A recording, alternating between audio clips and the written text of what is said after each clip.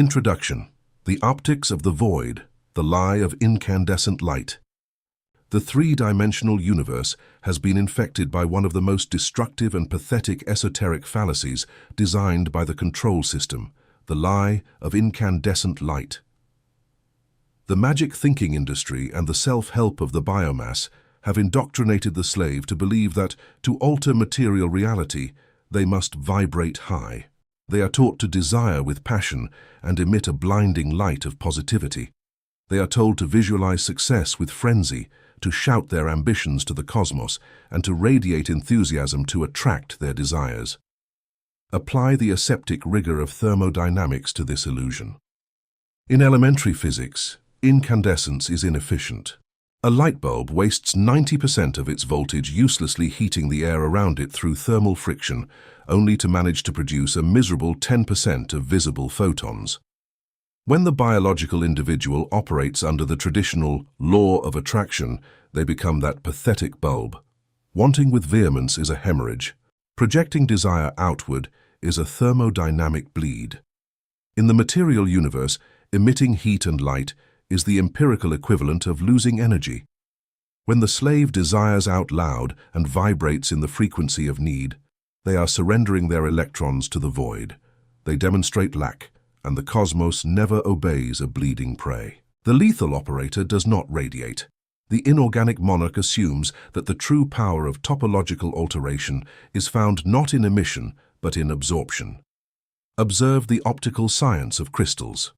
A common glass prism receives white light and disperses it aerodynamically, fracturing it into a weak, translucent and decorative rainbow. It is the crystal of porous minds, which receive energy from the environment and dissipate it in 1,000 sterile emotions. Against the fragility of this crystal, we erect the doctrine of the Obsidian Prism. Obsidian is a volcanic glass. It is born from the most atrocious fire, but has been subjected to a cooling so drastic and violent. Its atoms did not have time to form an ordinary lattice.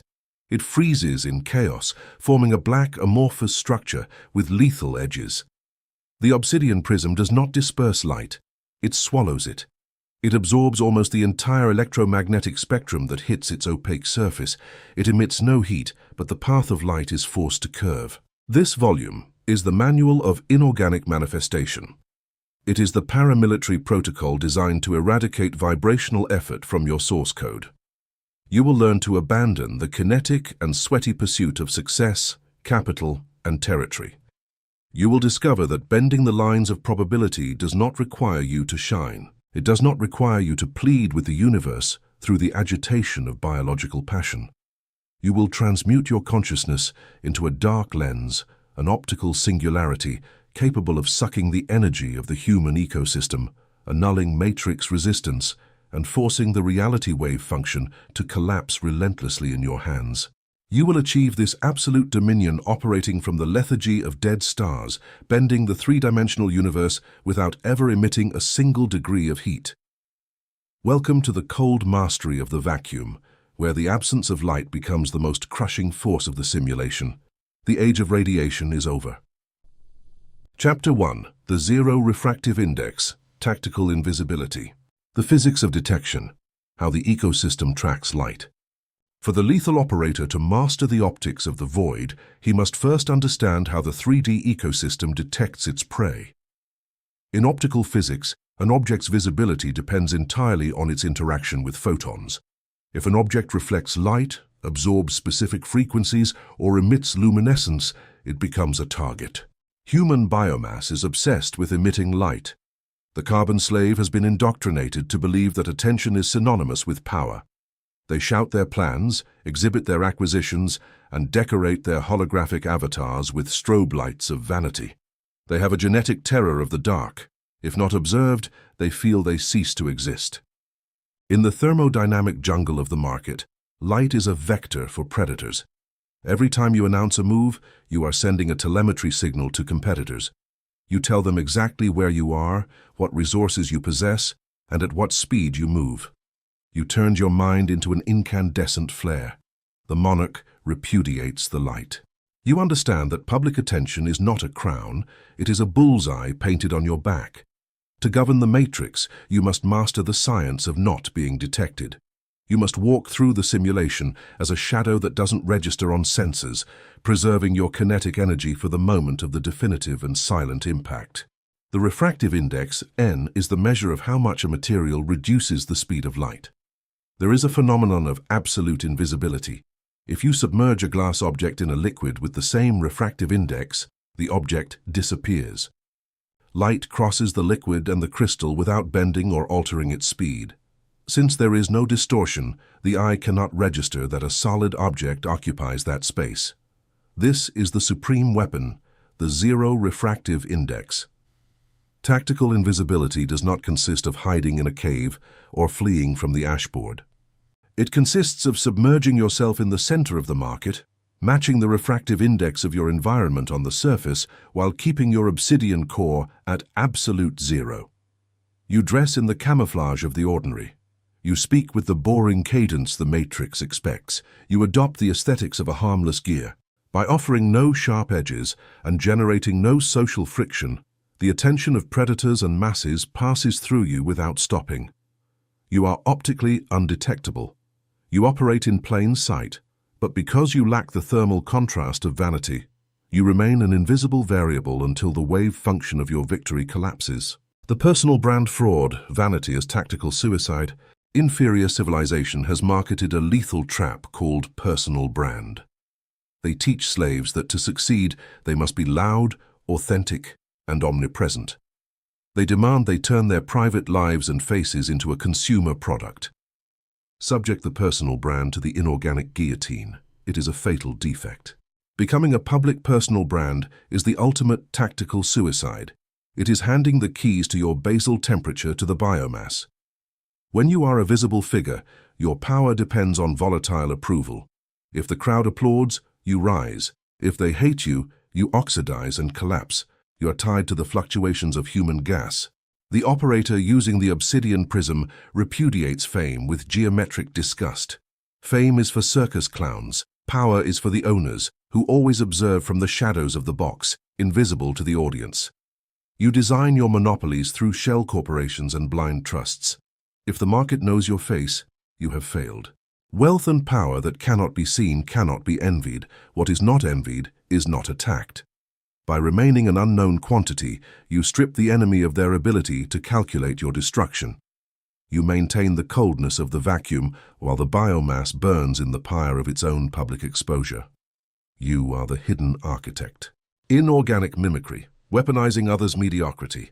The zero refractive index requires a psychopathic mastery of inorganic mimicry. The matrix assumes danger always looks like danger. The system looks for aggressive leaders and wolves with bared teeth. If you present as a wolf, the ecosystem activates legal and social antibodies to hunt you. You must take the form of still water. You weaponize mediocrity. You wear grey suits. You drive nondescript vehicles. You attend meetings nodding slightly, using empty corporate vocabulary, synergy, paradigm. You become the least interesting and most forgettable entity in the boardroom. While carbon men compete for the conversation, you record data in the periphery. Your mimicry is a heat shield. Since you represent no threat to the ego of the alpha biomass, they ignore you. They underestimate you. In the physics of asymmetric power, being underestimated is the greatest thermodynamic gift. They grant you access to their secrets simply because your exterior does not trigger their biological alarms. The annihilation of the thermal footprint, the digital ghost. In the century of hypervigilance, invisibility is not only physical, it is algorithmic. The egregore, the digital matrix, tracks slaves through their data. It knows their fears and desires by analyzing where they leave their heat, clicks, opinions, likes. The Obsidian Prism demands the annihilation of the thermal footprint. You do not participate in the digital ecosystem as a consumer. You detach from debate. You do not react to news. You do not leave your emotional signature on the network.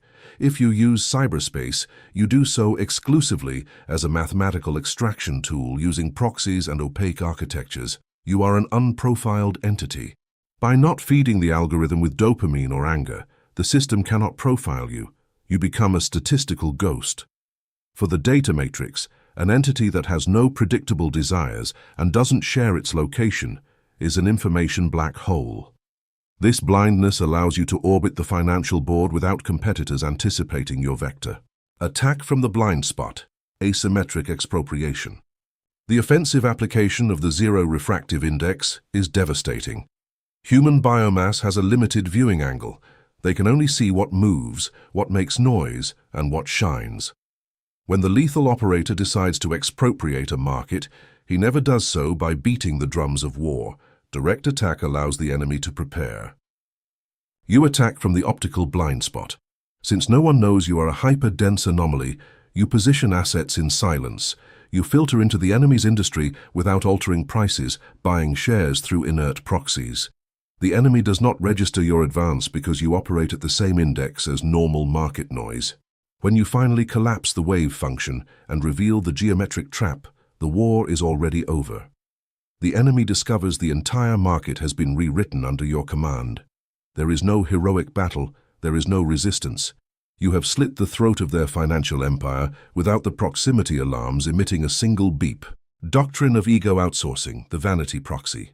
Projects exist where public exposure is an inevitable requirement. The company needs a face. The Obsidian operator never lends his own face. You execute ego outsourcing. Understanding that biomass requires charismatic leaders to idolize, you hire a vanity proxy.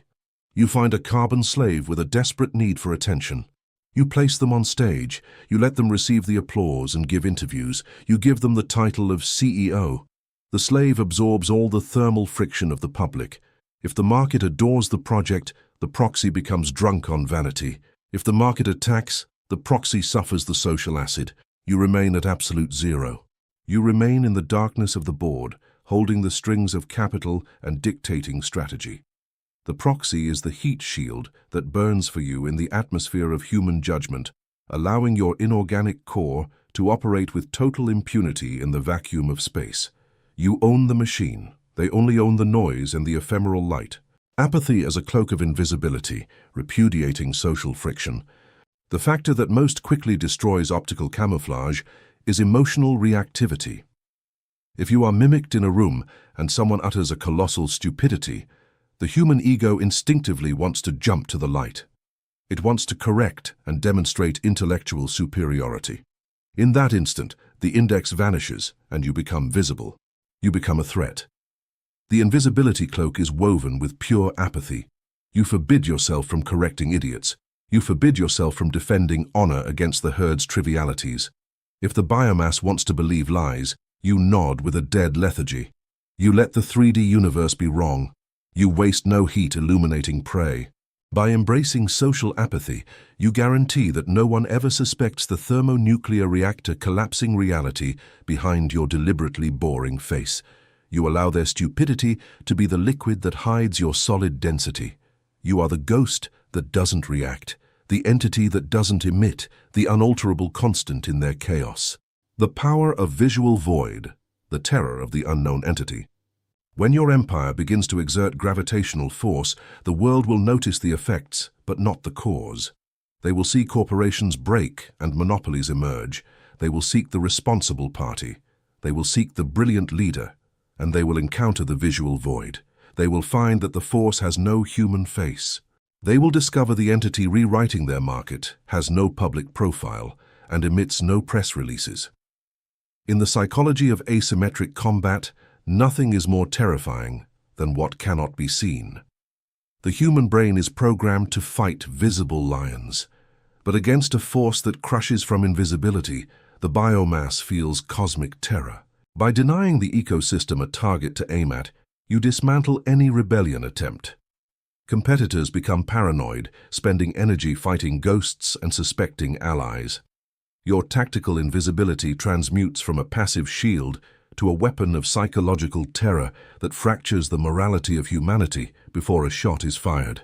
The tungsten ghost. Look at yourself in the black majesty of your own invisibility, having decapitated the vain ego that condemned humans to be hunted in the matrix.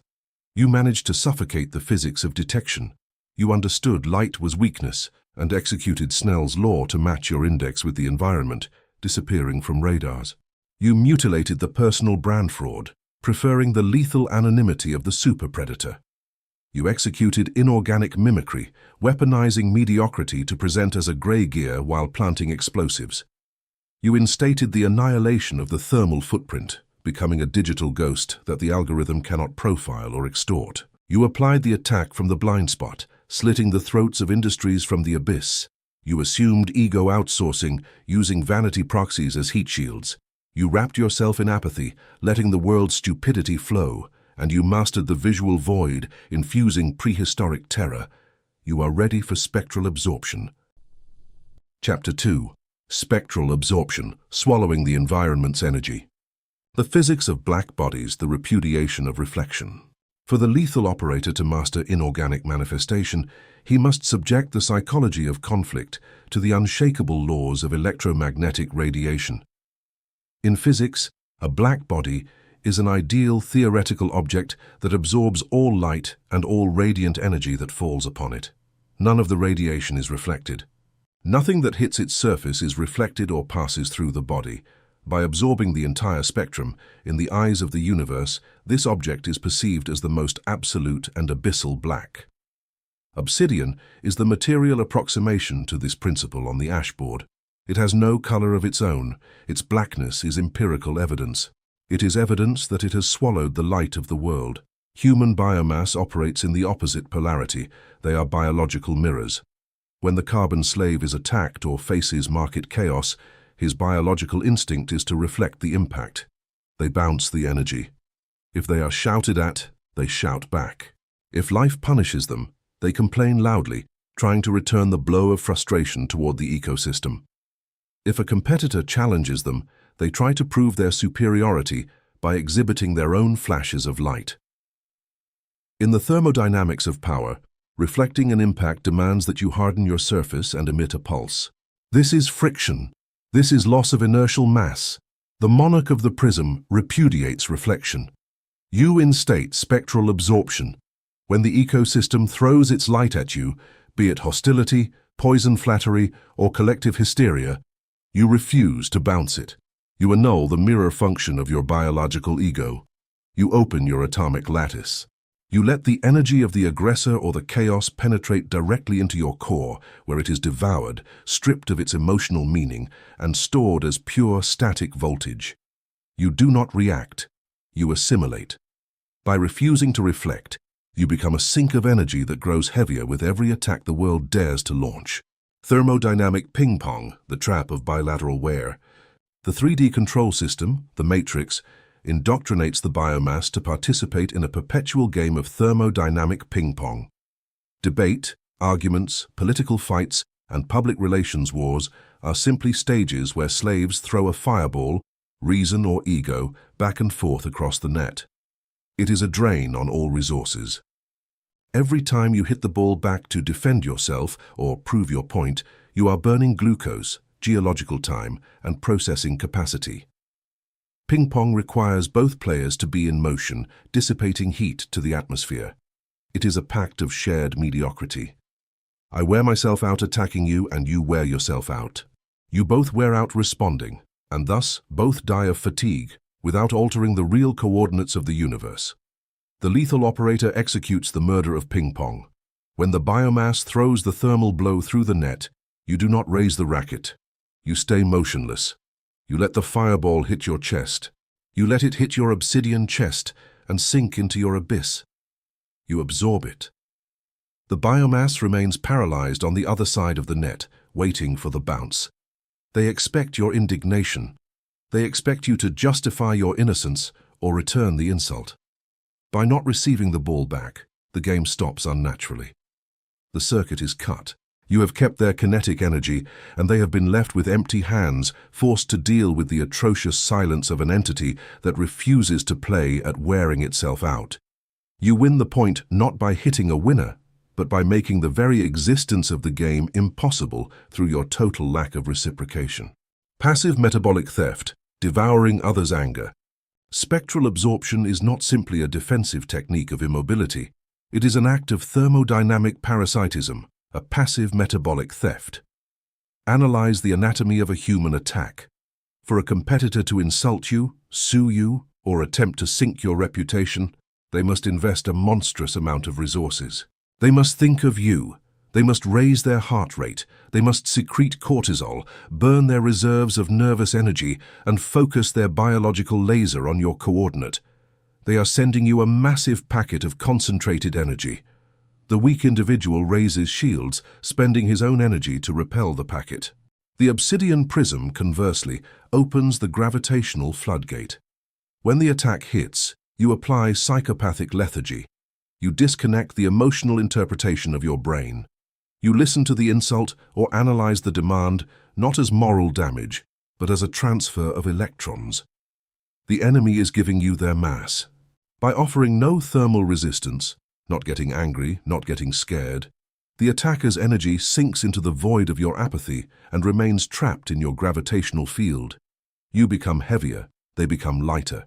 Throughout a corporate war of attrition, the enemy who attacks and receives no friction will die of starvation. They will exhaust themselves physically, collapse into clinical depression, and abandon the offensive, destroyed by the simple fact of having collided with a black body that swallowed all their light without emitting a single phoneme of pain.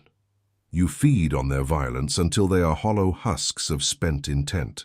The castration of defense, why justifying is bleeding.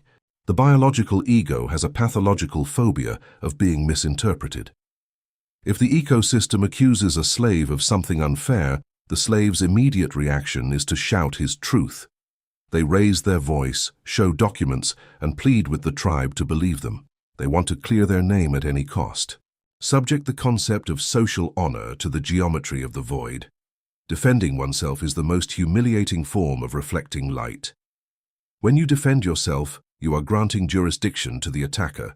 You are validating their role as judge. You tell the matrix, your opinion causes me thermal pain. The doctrine of spectral absorption demands the castration of defense. You strictly forbid yourself from justifying. If the market accuses you of being ruthless, you absorb it. If your adversaries spread lies about your monopoly, you absorb it. If society labels you as the villain, you assume the label in silence. You do not issue press releases to clean your image. You do not sit down to reason with the mediocre. By refusing to offer the light of your justification, you deprive the ecosystem of the moral friction they need to condemn you. The villain who justifies himself is a slave. The monster who assumes infamy becomes a god. Accepting calumny without flinching demonstrates an inertial superiority so crushing that the accusations of the living dissolve in your atmosphere for lack of oxygen. You are a fact of nature beyond their petty ethical categories. Your silence is the final verdict that leaves their judgment without a platform to stand on. The singularity of chaos swallowing systemic crises. Spectral absorption is not limited to interpersonal conflicts. Its most devastating application is deployed during systemic crises. Financial markets, supply chains, and political ecosystems suffer periodic collapses. These events are supernovas of chaos. They emit a blinding amount of panic, volatility, and thermal destruction. The financial biomass flees from the supernova. They sell in panic, take refuge in safe assets, and shrink in terror, trying to reflect the impact. The lethal operator positions his Obsidian Prism exactly at the epicenter of the explosion. You instate the singularity of chaos. You open your mouth to the storm. You know that volatility is nothing more than free kinetic energy floating in the environment because weak hands have released it out of fear.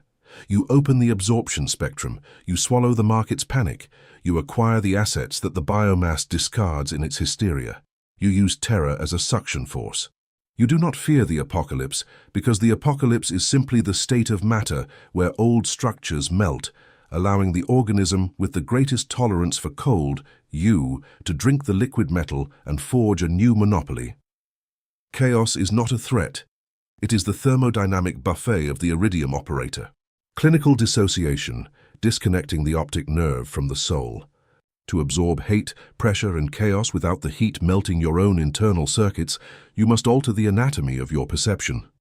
The slave feels pain when attacked because the visual signal is directly connected to his amygdala.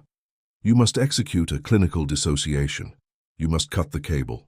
You must cut the cable that connects your optic nerve to your biological ego.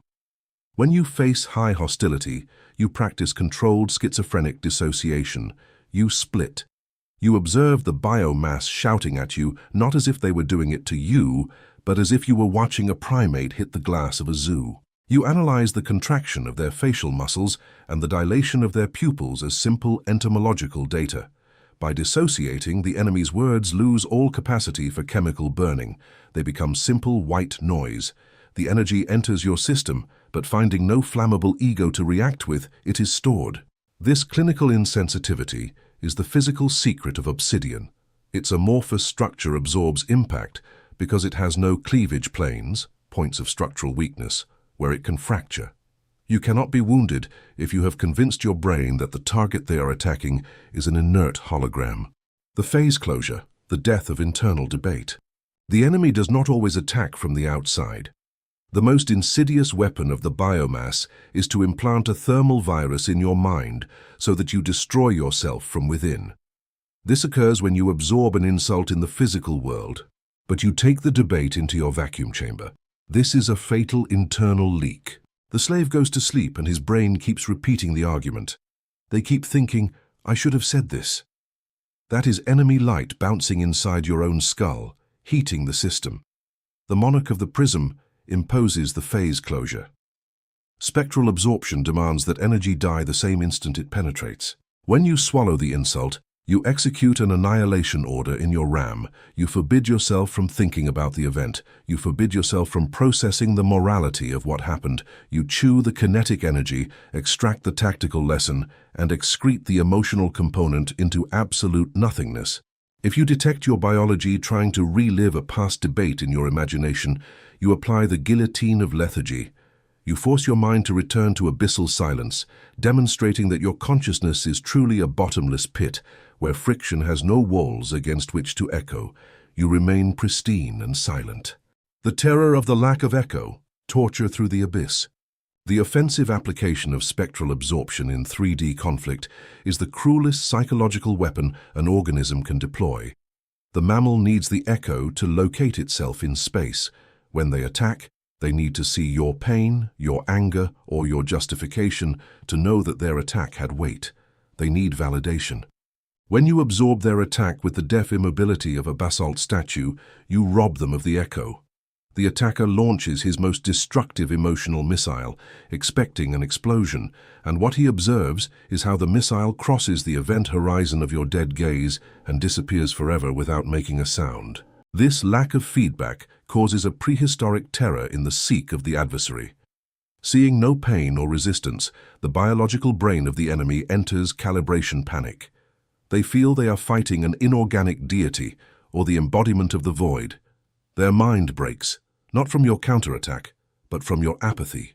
The spectral silence you return after a massive impact tortures the biomass much more than 1,000 years of kinetic revenge, because the silence confirms their absolute cosmic insignificance. You become the abyss that does not look back, the wall that doesn't register the impact, the vacuum that erases their existence. The asymmetry of fatigue, winning against the long-distance runners. In the pursuit of monopoly and territorial expropriation, the winner is not the one who runs fastest in the first quarter, but the one who suffers the least thermal fatigue over a decade. The market is full of glowing companies that burn all their nervous system trying to dominate through omnipresence and noise. They want to light up the whole space. You, armed with the Obsidian Prism, embrace the asymmetry of fatigue. While they exhaust themselves spending millions on reflecting light, you settle at the bottom of the market, invisible, absorbing their lagging capital, their burned talent, and their disillusioned clients. You do not compete against them in their game of light. You let them melt like overloaded bulbs. Your lack of movement, coupled with your infinite capacity for passive suction, guarantees that at the end of the cycle, he who tried to light the room will die blind, while he who merged with blackness will be the owner, the light devourer. Look at yourself in the abyssal and inscrutable depth of your own inorganic architecture, having decapitated the animal instinct of returning blows to a matrix of holograms. You managed to suffocate the physics of black bodies. You understood that reflection was a hemorrhage of energy, and you became perfect obsidian.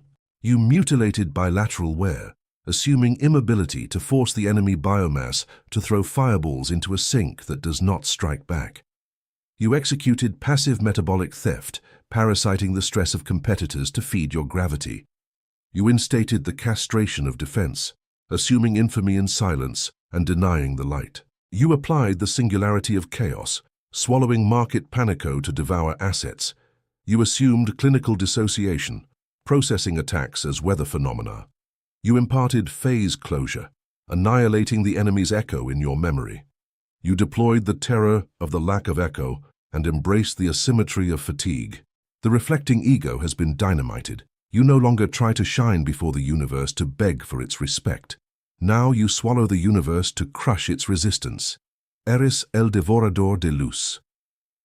The second block of the Obsidian Prism has calibrated your lens toward total suction. You are ready for the thermodynamics of will. Chapter 3. Thermodynamics of the will, the punishment of desire.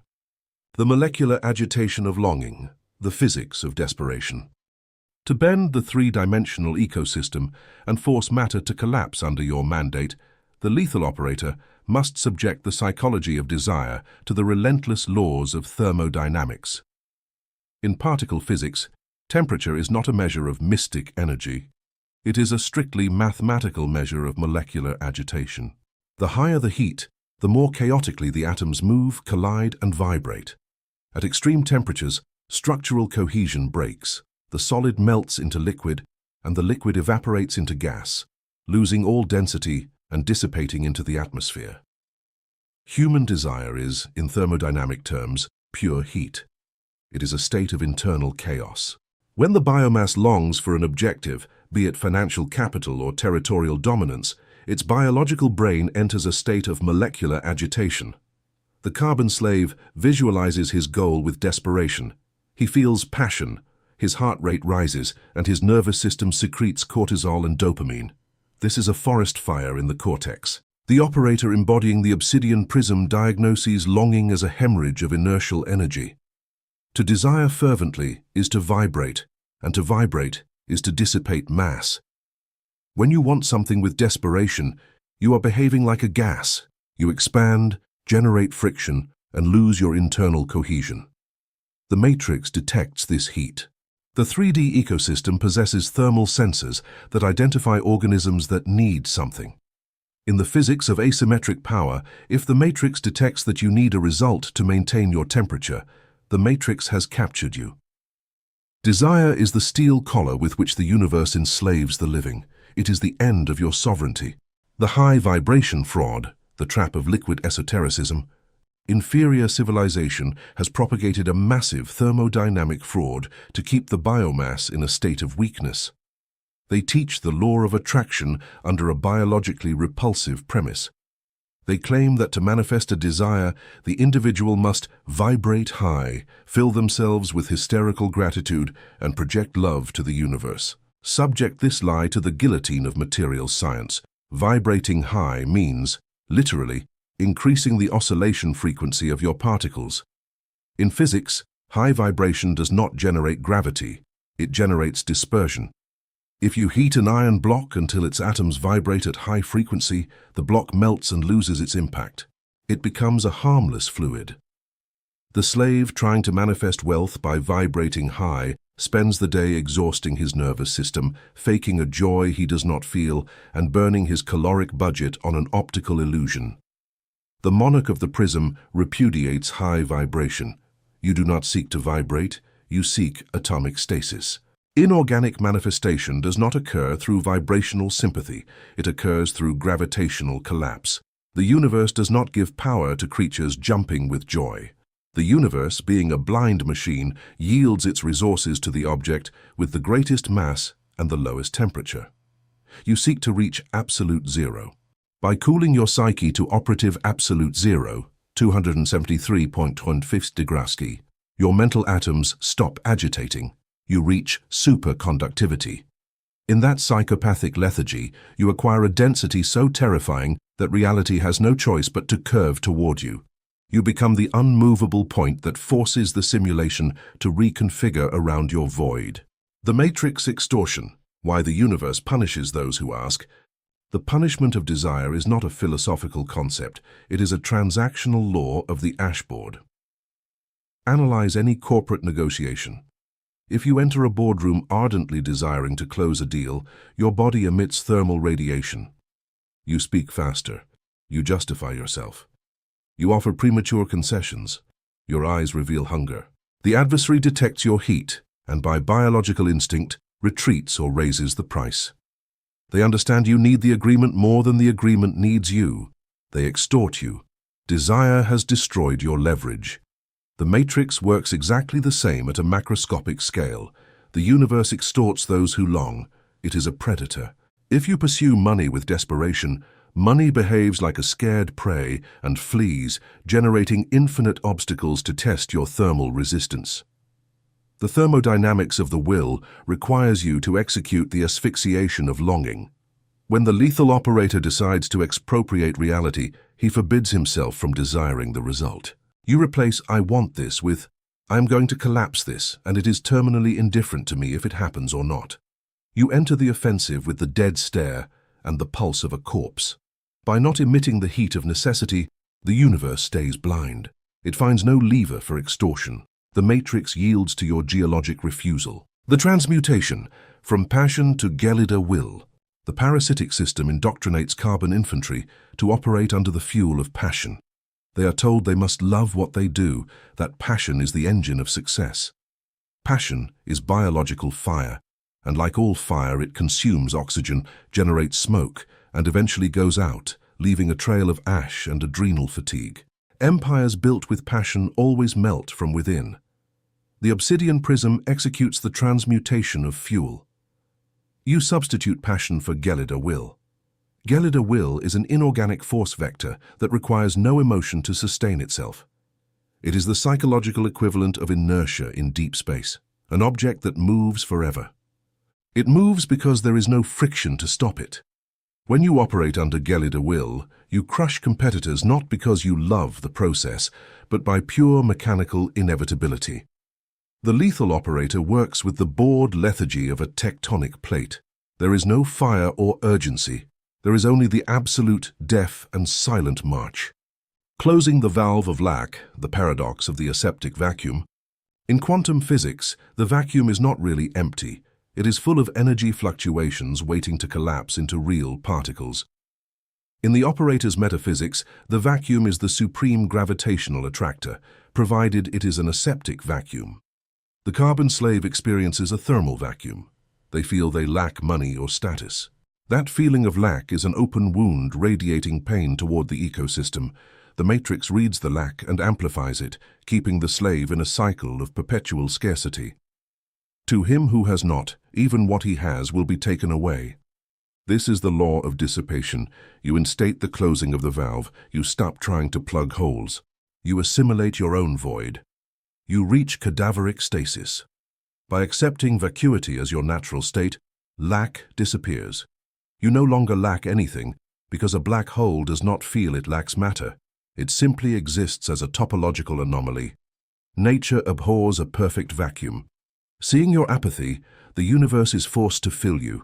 Resources and capital flow toward you, not because you called them with magic, but because your indifference created a zero-friction channel where abundance runs inevitably seeking rest.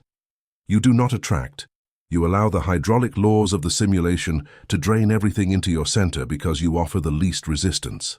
Extirpating the biological stopwatch punishing haste. Human desire is always intrinsically chained to the time factor. The biomass wants results now. They want to be millionaires before 30. Haste is the kinetic manifestation of doubt. If you are in a hurry, it is because you subconsciously doubt the result will materialize and you try to force the universe with hammer blows. Striking the universe generates friction. Friction generates heat. Heat destroys you. The monarch of the Obsidian Prism executes the extirpation of the biological stopwatch. You violently disconnect from the human timeline. You adopt the inorganic patience of radioactive isotopes, which measure existence in half-lives of millions. When you fix a target, you forbid yourself from looking at the clock. You forbid emotional deadlines. If the wave function collapse takes 10 days or 10 years, your obsidian core is absolutely indifferent. By amputating urgency, you amputate anxiety. The universe yields to the organism that has stopped aging psychologically. Disdain as a traction tool, sociopathic detachment. The act of inorganic manifestation reaches its zenith when the operator weaponizes disdain. This is not the emotional disdain of mammals, but a thermodynamic disdain. The aseptic evaluation that the material universe lacks the value to alter your heartbeat. Subject your greatest objective to this disdain. You must look down. Whether seeking billions or an empire, the slave would put it on a pedestal. The lethal operator throws it into the mud. You look at your goal with gelida apathy. You convince yourself that achievement is a bored banality, an administrative process the universe must fulfill. This sociopathic detachment acts as a strange attractor. The matrix is used to humanity worshipping its resources.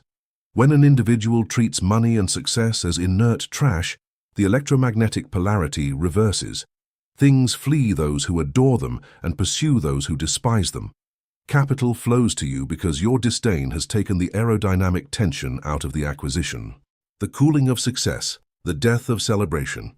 Thermodynamics of the will applies most severely at the moment of material collision.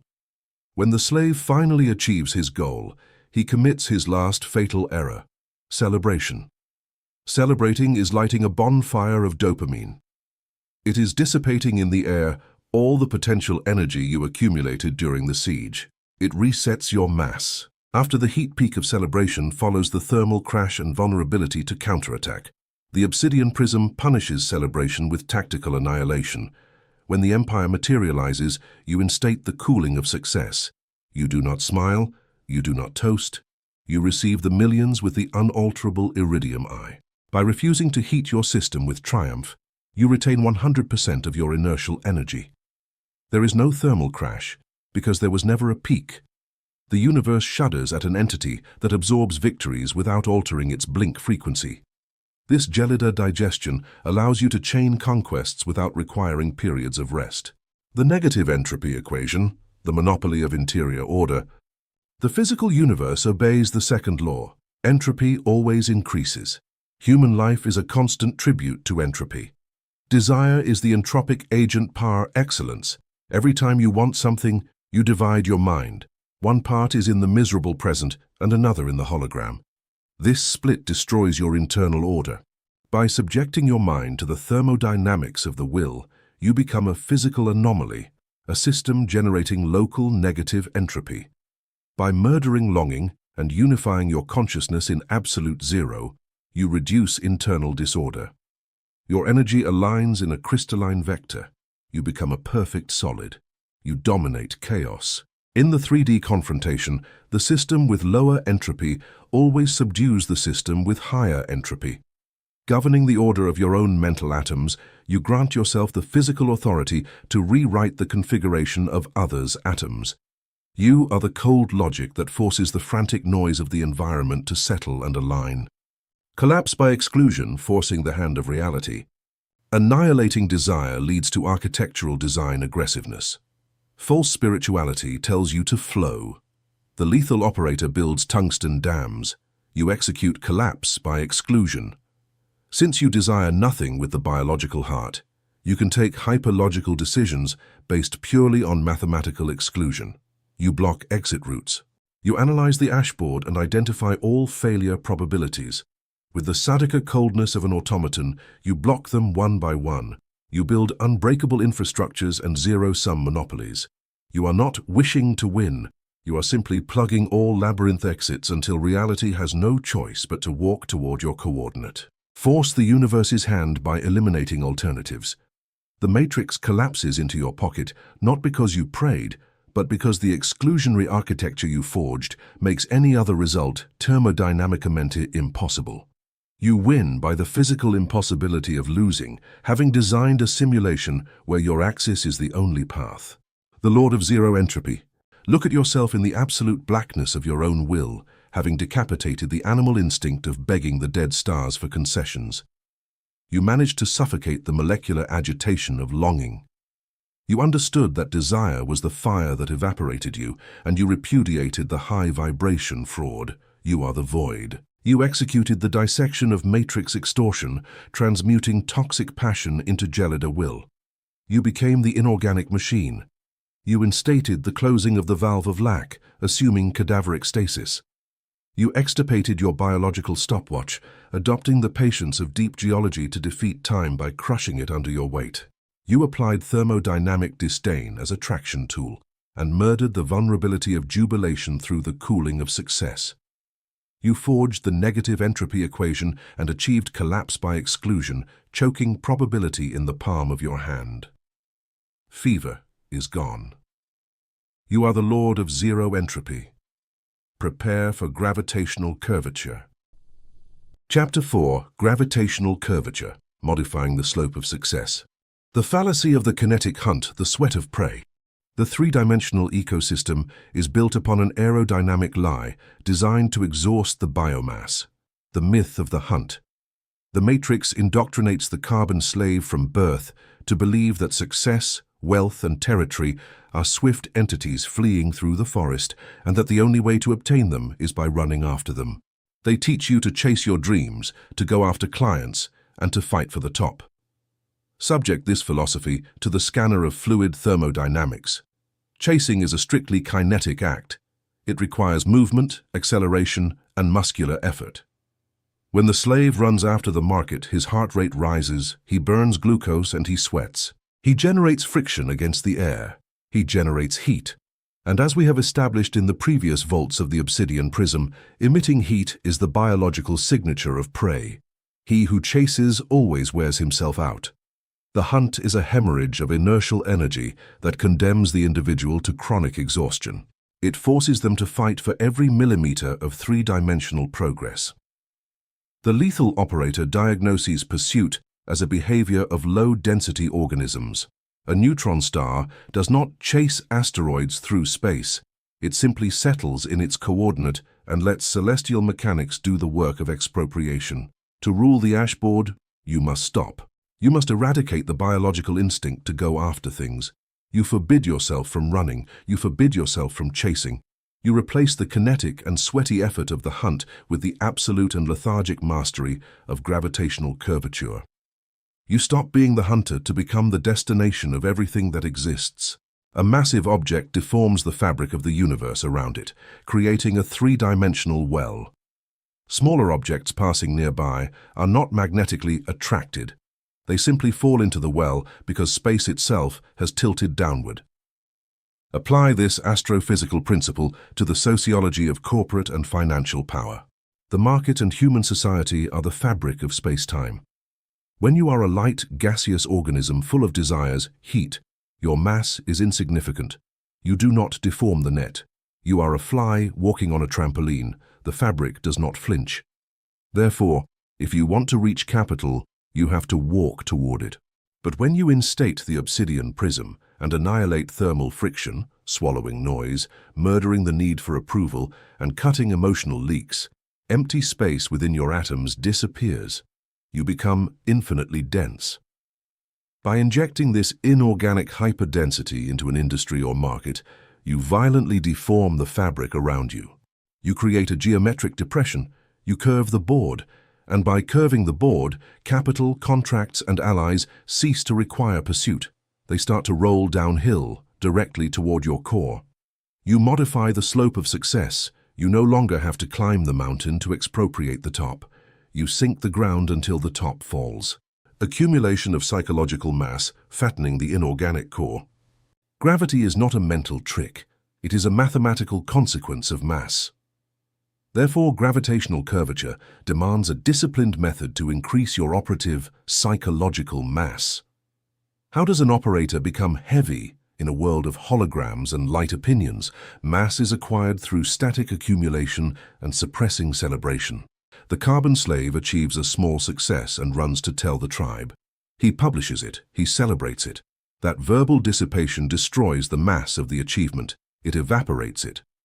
The monarch of the prism achieves a financial expropriation or territorial conquest and swallows it in absolute silence. You execute and stay quiet. You buy, absorb, and silence yourself. You acquire lethal knowledge, discover the structural flaws of the competition, accumulate capital in the shadows, and refuse to emit light on your inventory. Each victory you assimilate without celebrating becomes a metric ton of inertia added to your core. Each insult you absorb makes you denser. Since the matrix cannot see what you are made of due to your zero refractive index, it can only perceive you by the gravitational effects you cause in the room. They feel an oppressive presence. They feel the room tilt when you enter. Your mass becomes a physical anomaly to which their reptilian biology immediately submits. Geodesics of submission, the path of least resistance. In the topography of curved space, freely moving objects do not travel in straight lines, but follow the geodesic, the path of least resistance through the curve of space-time. Understand this pathetic weakness of humanity. The biomass is extremely lazy in thermodynamic terms. Always the slave will seek the path of least resistance. If the matrix offers them a difficult route requiring autonomy and an easy route requiring submission, they will choose submission to save calories. When you curve the board through your mass and inscrutable apathy, you become the final destination of all geodesics in the ecosystem. Your competitors will try to take independent paths. However, they will discover that any route not passing through you implies fighting uphill. They will face bureaucratic obstacles, lack of liquidity, or the friction of a scared market. If they decide to cede control, align with your directives, or hand over their capital, the path becomes smooth and descending. You don't force them. You have simply designed the force field such that disobeying you requires an energy expenditure that the biomass does not possess. The slaves throw themselves at your feet, believing they have made a smart business decision, when in reality they have simply been dragged by the inertia of the inorganic slide you forged beneath them. Repudiating seduction and sales, the commerce of beggars, gravitational curvature requires the immediate annihilation of any persuasion or sales tactics in your operative arsenal. The system teaches you to seduce the client or sell yourself in a negotiation. Seducing and selling are acts of thermal beggary. Whoever tries to convince another admits that the other holds the power. The salesperson dances, smiles, and emits warm radiation to please the prey. They are a thermodynamic buffoon. The lethal operator outlaws seduction. Iridium does not convince carbon, it crushes it. When you present contract terms or an acquisition offer, you do it from the dictatorial lethargy of Obsidian. You do not adorn it. You do not raise your voice tone at the end of the sentence, the sharp pitch of doubt. You present the proposal like a lead block and keep a spectral silence. If the carbon interlocutor asks for concessions or demands you convince them, you apply the abyss. You withdraw the offer a millimeter and emit operative absolute zero. These are the coordinates of material collapse. If your biology lacks the voltage to operate at this pressure level, you are irrelevant to the equation. By refusing to sell, you instantly transfer the universe's weight to the interlocutor. Biological terror will take over their system, and they will plead to sign the deal. The financial event horizon, the point of no return. A black hole deforms space so much it generates a mathematical border known as the event horizon, the limit where escape velocity exceeds the speed of light. Once a particle or star crosses this line, it can never return. It belongs to the singularity. Your corporate empire must be architected to possess a financial event horizon. You do not build companies to compete in a free market. You compete to close the doors of the market. You design your ecosystem so that entering to do business with you is extremely easy and seductive, but leaving is mathematically impossible or terminally ruinous for the client or partner. You create total dependency. You use asymmetric contracts, technological dependency, legal hijacking of intellectual property, and capital retention platforms. When the talent or money crosses your perimeter and enters your orbit, they can no longer leave. They will prefer to stay enslaved to your center of mass. You have materialized the pit where nothing escapes. Topological asphyxiation of the competition, making them fight uphill. The bellicose application of gravitational curvature is one of the most sublime tortures of asymmetric physics. Imagine a hysterical competitor trying to snatch a market territory. The slave enters war emitting heat, launching marketing campaigns, reducing prices, and hiring in panic. They are pouring out their kinetic energy. You, from the center of your prism, do not respond linearly. You do not meet them on the flat battlefield. You deepen your gravity, you become more opaque, silently improve your logistics, consolidate your financial cash, and reduce operative friction to absolute zero. By depressing the market fabric, you force them to fight uphill. Each client they try to steal requires an advertising spend 3 times greater than the previous month. Each dollar they try to earn demands devastating friction. You sit at the bottom of the valley, receiving clients by inertia. They are on the steep slope of your gravitational pit. You watch them declare bankruptcy by pure exhaustion.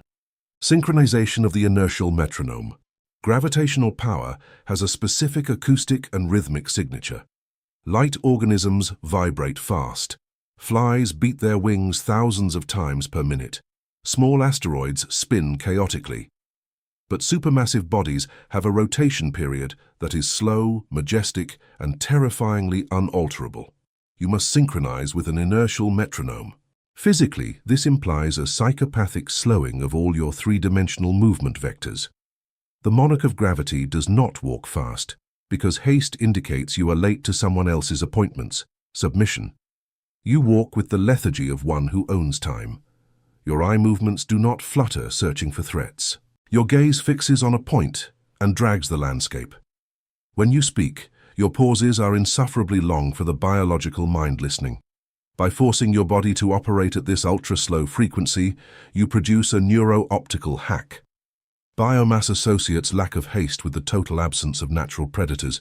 They see you as the end. Geological time dilation, the crushing of urgency. Near a black hole, time dilation occurs. For an external observer, the individual falling appears to move slower and slower until freezing completely at the event horizon. Gravity crushes the clock. The carbon slave lives enslaved to the clock. Everything is urgent. Urgency is the thermal whip that forces you to dissipate mass. The operator applies geological time dilation over his empire. You become lethally indifferent to the artificial deadlines of humanity. If the market demands an answer for tomorrow, you apply gravity to the calendar and dilate time. You take 72 hours or a week. You force hysterical men to suffer the paralysis of your inaction. By subjecting the world's urgency to the astronomical slowness of your decision process, you communicate empirically that your black hole dictates time math. The enemy biomass, desperate for an answer, will begin to disintegrate under the pressure of silence. Their nervous systems explode, having to wait for a monolith to exhale. The collapse of distance, matter surrendering. The final triumph of modifying the slope of success is the annihilation of distance. Biomass thinks of goals as distant places to travel to. I am 10 steps from dominating the industry. The Obsidian Prism erases distance. If you curve the fabric enough, the 2 points of the mesh touch. You do not travel. You bring the goal. You bring the goal toward your coordinate by folding the 3D universe in half. This is achieved when the sum of your spectral absorption, zero refraction, and psychological mass reaches the critical threshold. In this state, kinetic effort literally falls to zero. Things simply happen. Investment funds call you, pleading for space. Competitors commit fatal simultaneous errors that leave the market served on a silver platter. Superior talent abandons burning leaders and migrates toward the gelida piece of your structure. The slave will call this luck, blind to the fact that luck does not exist. The universe yields and deposits treasures at your feet by weight. The Lord of the Geodesic. Look at yourself in the abyssal center of the gravitational pit you forged, having decapitated the animal instinct of pursuit that condemned humans to chronic exhaustion. You managed to suffocate the fallacy of the kinetic hunt. You understood that chasing money and power was slave sweat, and you transmuted into a black hole. You mutilated verbal dispersion, accumulating psychological mass in the absolute silence of your vault. You executed the geodesics of submission, drawing the path of least resistance for capital to flow toward you. You instated the repudiation of seduction, substituting the act of convincing for the dictatorial decree of lead. You applied the financial event horizon, erecting a border of no return where the exit of capital is closed by economic terror. You assumed topological asphyxiation, depressing the market terrain so competitors bled out. You imparted synchronization of the metronome, inducing biological panic in the reptilian brains of observers.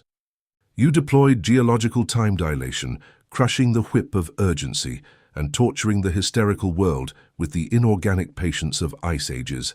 And finally, you mastered the collapse of distance, forcing reality's extremes to touch in your palm. The hunt is over. You are the mathematical anchor. Stay heavy. Stay silent. Chapter 5. Aseptic Holography, the projected simulacrum. The anomaly dilemma, why the abyss needs a mask. The lethal operator's path toward absolute dominion presents an inevitable topological challenge. You have assimilated thermal extirpation and emptied your core of empathy. You have become an obsidian prism that absorbs the universe's light without emitting heat. You have transmuted into a physical anomaly, a cognitive black hole in a world of gas. Here lies the lethal danger. The immune system of the ashboard is programmed to detect and destroy anomalies. Human biomass has a prehistoric terror of the vacuum. If you walk through the ecosystem openly exhibiting your psychopathic lethargy and your absolute zero, the herd will panic. Mammals will detect that you lack the tribe's warmth. They will label you a predator or an existential threat. The matrix will activate its antibodies. They will isolate you, defame you, and attempt to sabotage your supply lines. They will apply monstrous aerodynamic friction before your gravity is large enough to crush them. To expropriate power without alarms, your core must be wrapped in false light. You must instate aseptic holography. You cannot allow the carbon slave to look directly into the abyss of your mind. Instead, you must interpose a simulacrum, a public relations avatar, perfectly calibrated so the biomass interacts with it, believing they are interacting with you. This projection is your thermal shield against the herd's fear. The physics of coherent interference, the light that does not burn. To master the art of the simulacrum, you must understand the physics of holograms. A 3D hologram is not a flat photograph. It is the result of the interference of coherent light beams. A laser is split. One part illuminates the object and the other serves as a reference. When these waves clash, they project a 3D image suspended in air. The supreme characteristic of the hologram is its insubstantiality. It looks real. It has volume and optical texture. But if you try to touch it, your hand passes through empty air. It has no mass. It has no temperature. It possesses no internal organs, no nervous system, and no capacity to feel pain. It is an image without a biological soul. Your social behavior must become that same laser projection. The aseptic hologram is the personality you manufacture and project outward. It is the you that smiles in board meetings and the you that nods with feigned empathy when a partner shares a problem.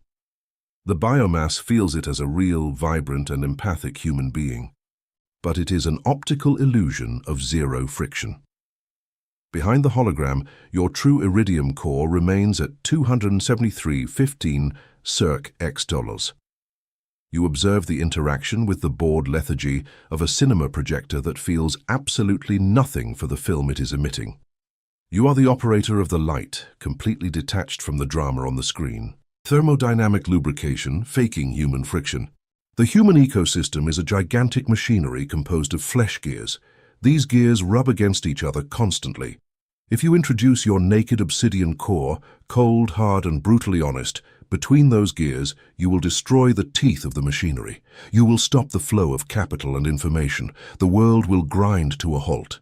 The hologram functions as thermodynamic lubrication. The slave values authenticity because he is an emotional being. They want you to tell them what you feel. They want the truth, but only if the truth is warm. The inorganic operator knows that authenticity is a strategic stupidity. Being authentically cold scares the prey away. Therefore, you use the hologram as a synthetic oil. You project good manners and superficial charm. These are not moral virtues, they are social hacking tools. When you tell a subordinate, "great job," you don't say it because your soul feels gratitude. You say it because the algorithm calculated that it would lubricate his gears. You fake human friction, so the matrix keeps turning in your favor, greased by the white lie of your apparent humanity. Each social ritual you perform is a drop of lubricant that prevents the system from overheating in your presence. You facilitate the movement of the simulation while remaining an unalterable and frozen constant behind the veil. Synthetic empathy, the programmed echo. In your training, you executed the empathic void, the cellular eradication of your ability to resonate with the herd's pain. However, if you show that lack of resonance, the bridge breaks and the matrix becomes hostile. The solution is synthetic empathy. This is the most advanced software module of your aseptic hologram. When the biomass approaches you with a tragedy or an emotional drama, your core experiences no thermal alteration. However, you order the hologram to execute the reflection protocol. You modulate your face to exhibit concern. You adjust your body language. You emit phrases pre-recorded in your inorganic memory. I perfectly understand. The execution of this code is so perfect that the biomass is completely pacified. They feel heard and validated. They walk away believing they have an intimate bond with you. They feel in debt for your warmth.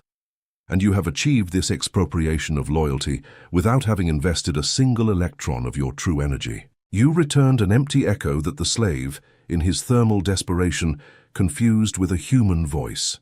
Synthetic empathy allows you to devour the world's social capital without being contaminated by its emotional bacteria. You collect the information and the submission of others by offering them a mirror that reflects the heat they want to see. Immunity to holographic fire. When the matrix attacks the illusion, the tactical invulnerability of the simulacrum is revealed during matrix sieges. The ecosystem, driven by chaos or envy, will eventually attack you. They will launch defamation campaigns, insult you in public, or try to humiliate you in negotiations.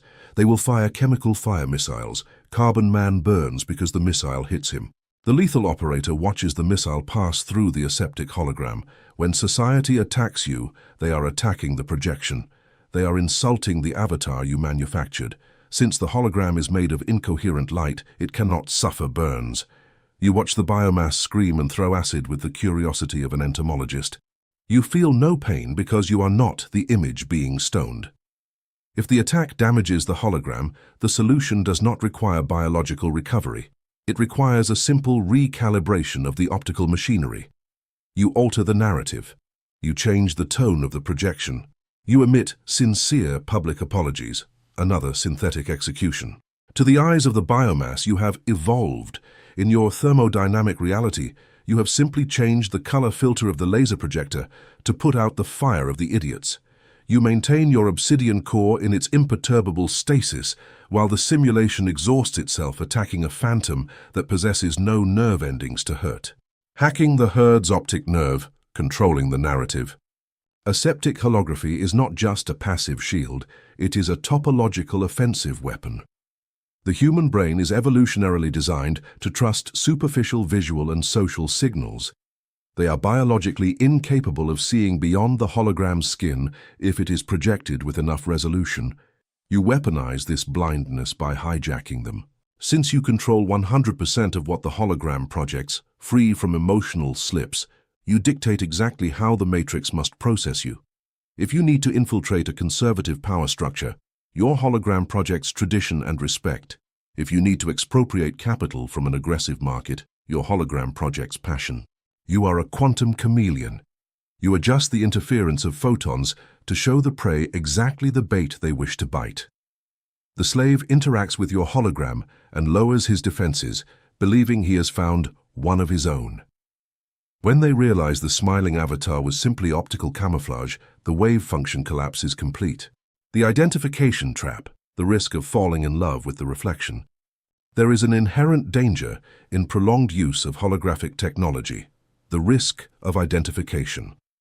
Narcissus fell in love with his reflection until he died of starvation. On the ashboard, this happens when the operator begins to believe his own lie. You project a hologram of success and charisma, and the biomass applauds you. The trap closes when your latent ego wakes up and you start thinking, maybe I am this charismatic leader. In the instant your core identifies with the hologram, the abyss closes and you become a piece of flammable carbon again. You become vulnerable. If they attack the hologram, you will feel pain once more. You have failed. The Obsidian Prism demands perpetual psychopathic dissociation. The lethal operator never forgets he is the projector's operator. Never consume your own marketing. The applause of the biomass is not a caress for your soul. It is simply the sound of red receipts indicating that the software is working. Treat your avatar as a tool. Cyclic mimicry, frictionless optical adaptation. A static hologram eventually raises suspicions. The biomass may be naive, but the pack's instinct detects patterns that do not change at all. If your avatar is always perfectly smiling, the system will catalog it as strange. Perfect camouflage requires cyclic mimicry. You must program your hologram to simulate biological life. The master operator knows that showing false controlled vulnerability is a lethal seduction tool. You make your hologram simulate fatigue occasionally. You allow it to admit a small error that does not compromise your mass.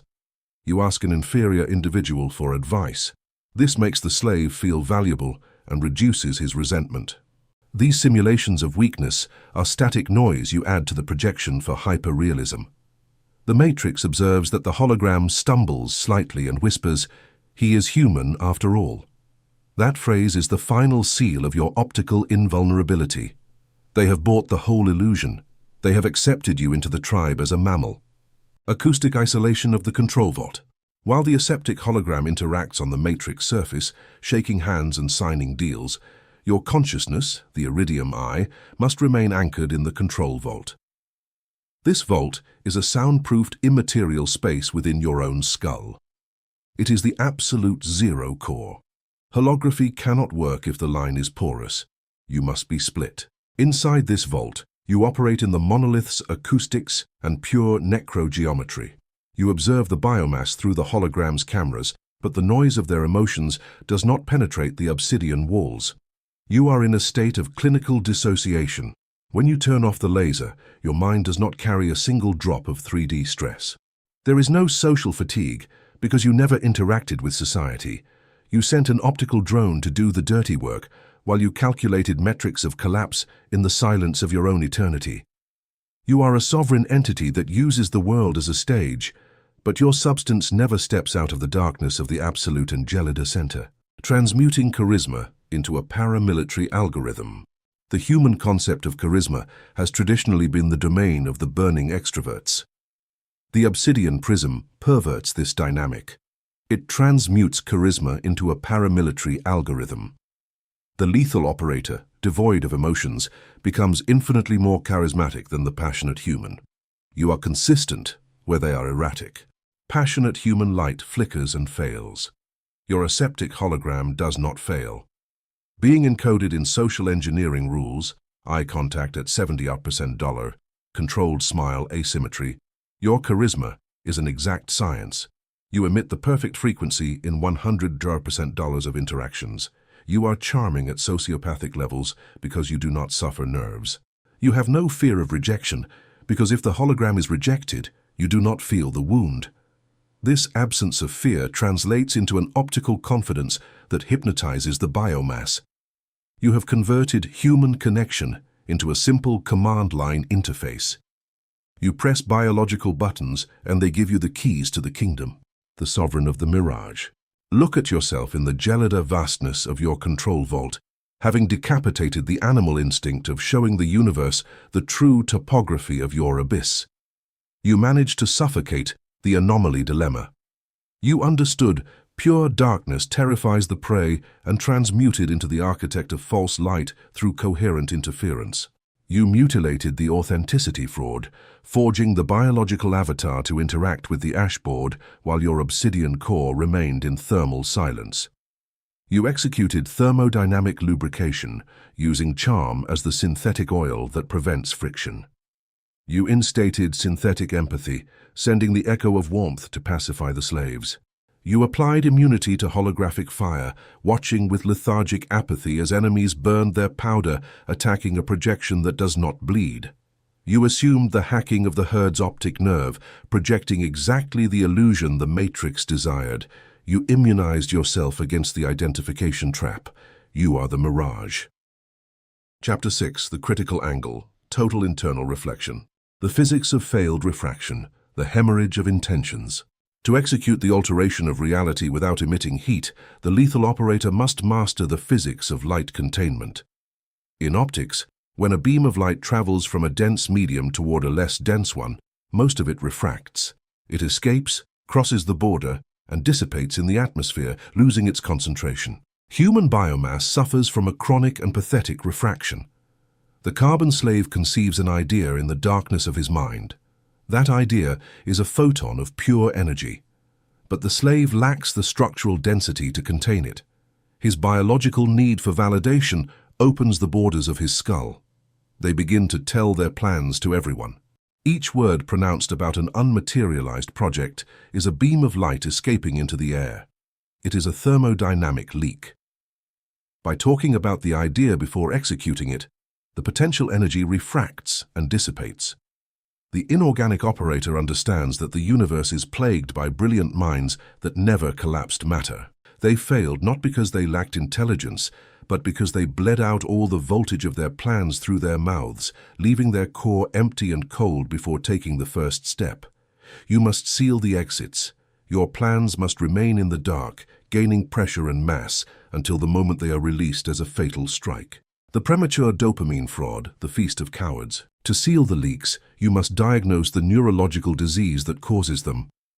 Why can't the biomass shut their biological mouths? The answer lies in the reward circuit of the mammalian brain. When you tell the tribe you will found an empire, the slave's brain secretes dopamine as if he had already achieved it. The tribe congratulates you, and you experience the chemical gratification of success without having invested a single erg of kinetic effort or assimilated any risk. It is the feast of cowards. They cash the emotional check before doing the work. The Obsidian Prism punishes premature dopamine with tactical annihilation. You forbid yourself from experiencing the pleasure of recognition for a work that is still a ghost. You cut the supply. You understand that hunger is the only valid inertial engine for the wave function collapse. If you feed on social applause during the design phase, you turn off your engine. You choose the silence of the void. By refusing to speak, you force your brain to remain in a state of chemical starvation.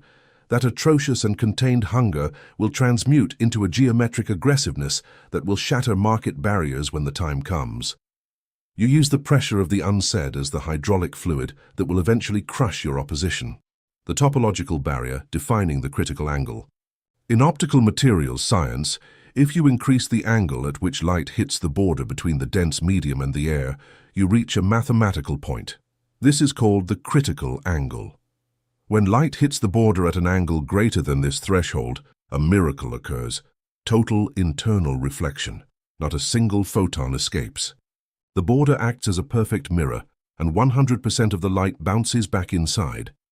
The monarch of Iridium designs his mind to permanently reach this critical angle. You instate a border dictatorship in the gates of your language. The critical angle of the mind is the pressure point where your Gelida will crush his desire.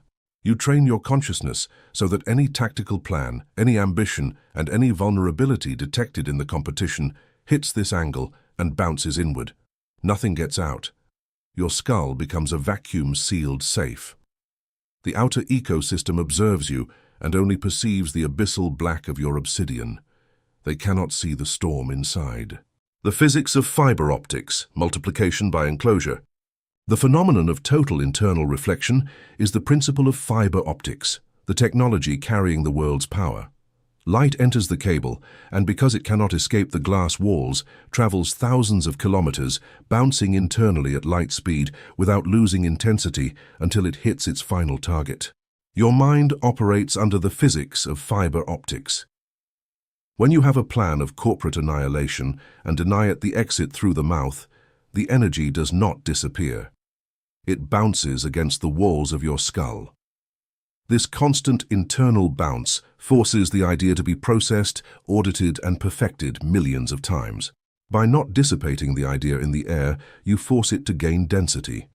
Each internal reflection purifies it of errors. It becomes denser, colder, and mathematically more unassailable.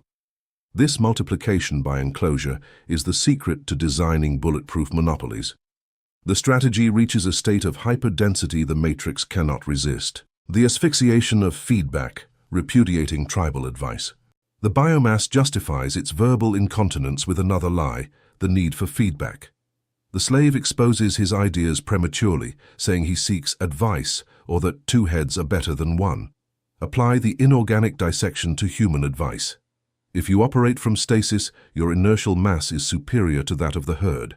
What valid advice could a gaseous individual give you? The tribe's feedback does not perfect your idea, it contaminates it. When you expose a concept to carbon men, they inject their own biological fears and mediocrity into your equation. Their doubts act as a coolant that chills your voltage. You execute the asphyxiation of feedback. You repudiate advice. You do not ask for intellectual permission.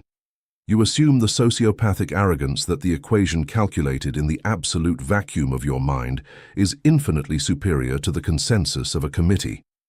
If the plan has flaws, you prefer the market's physics to break the glass, not the fearful saliva of slaves. Mental black operations, absolute compartmentalization.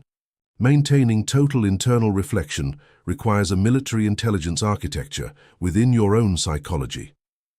Imperial governments operate black sites, unrecognized facilities hidden from public scrutiny, where the darkest developments are executed.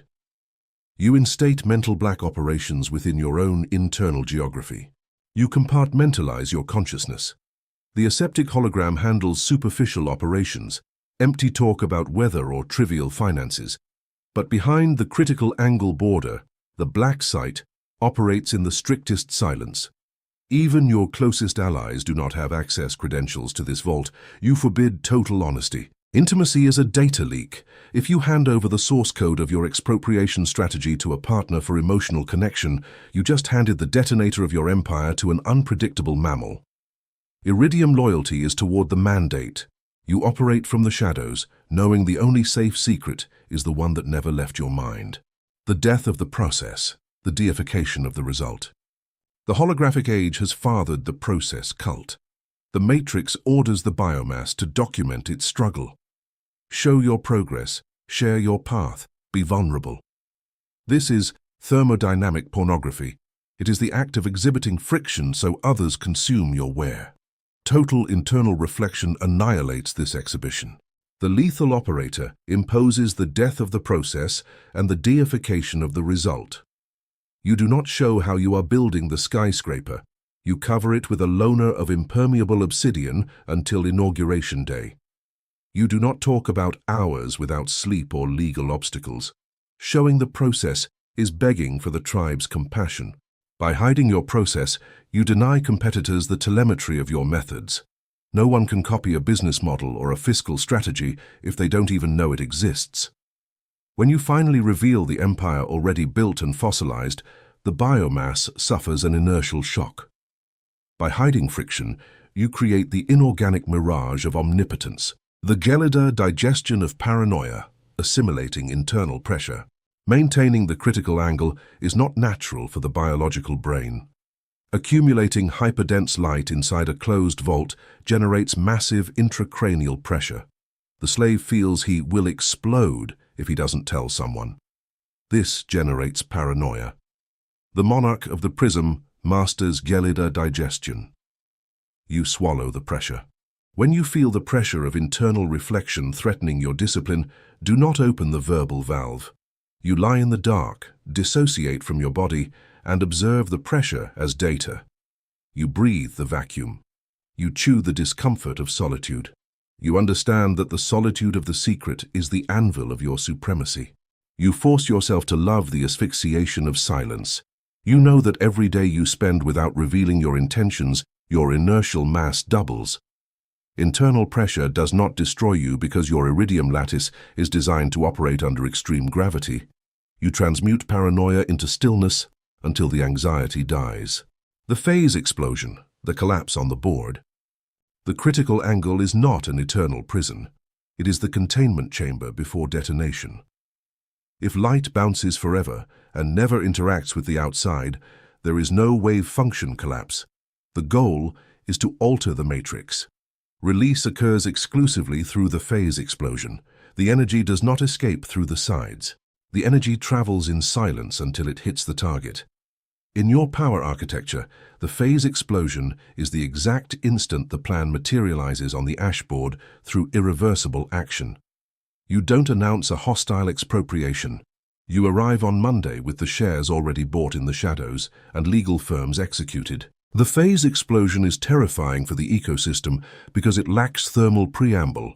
There were no warnings, no previous friction. All the energy multiplied in enclosure is discharged in a single millisecond of mathematical brute force. The enemy cannot defend because the shockwave has already disintegrated their lines. Punishment for verbal treason, the tungsten lock. Even advanced operators may feel the biological temptation to brag or to impress a biological hologram by revealing fractions of the black site. If you commit verbal treason, you must apply the tungsten lock. If the valve yields and you speak prematurely, you impose an atrocious thermodynamic punishment upon yourself. Not through emotional guilt, but through the destruction of capital or tactical comfort. You punish yourself with raw work or extreme physical ascesis. The reptilian brain must be conditioned like an assault dog. It must associate that breaking the critical angle results in an immediate and painful inertial penalty. Silence becomes your law. The custodian of captive light. Look at yourself in the dense and abyssal mutism of your own vault, having decapitated the animal instinct of dissipating power through words. You managed to suffocate failed refraction and eradicated premature dopamine, refusing the cheap applause of the matrix. You are the prism that does not reflect any light. You executed the topological barrier where no ambition can escape your skull. You instated the physics of fiber optics, multiplying density in the vacuum before assaulting 3D reality. You applied feedback asphyxiation and assumed mental black operations, isolating your strategies even from your closest biological alliances. You imparted the death of the process, so the universe only consumes the inorganic terror of the result. You deployed gelida digestion, swallowing paranoia without opening the confession valve. And you mastered the phase explosion, releasing multiplied energy through a single irreversible strike. The acoustic leak is fossilized. Stay cold. Chapter 7. Destructive interference, annulling the matrix's resistance. The physics of superposition, the collapse of amplitude. For the lethal operator to master the manipulation of reality without emitting heat, he must subject the nature of 3D conflict to the unshakable laws of wave mechanics. In fundamental physics, all energy transfer, be it light, sound, or pressure, travels in the form of waves. When two waves meet in space, their amplitudes add up. This is known as the principle of superposition. If the two waves are perfectly synchronized in phase, their crests align and generate a wave of double the size. This is constructive interference. But if the two waves have the same frequency and amplitude but are out of phase by 180, a mathematical miracle occurs. The crest of one wave coincides exactly with the valley of the other. The equation is relentless. Plus 1 added to 1 equals 0. The energy does not vanish from the universe, but the amplitude of the wave is completely annulled. This is called destructive interference. It is the tactical cancellation of the enemy's offensive. Human biomass, in its profound physical ignorance, is unaware of this principle when facing the attacks of the ashboard.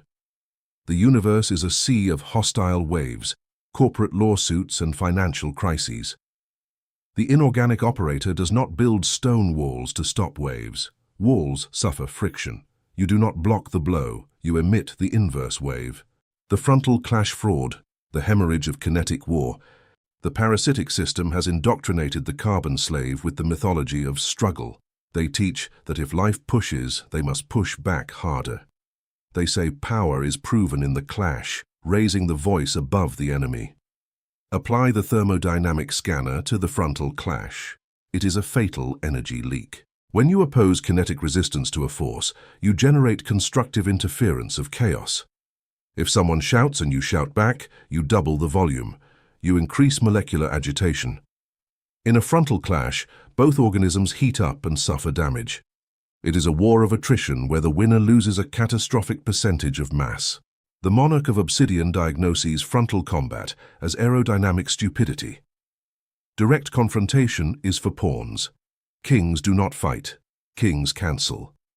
By refusing the frontal clash, you preserve 100% of your temperature at absolute zero. You replace the gladiator's sweat with the aseptic elegance of pure trigonometry. The anti-phase protocol, tuning into the enemy's frequency.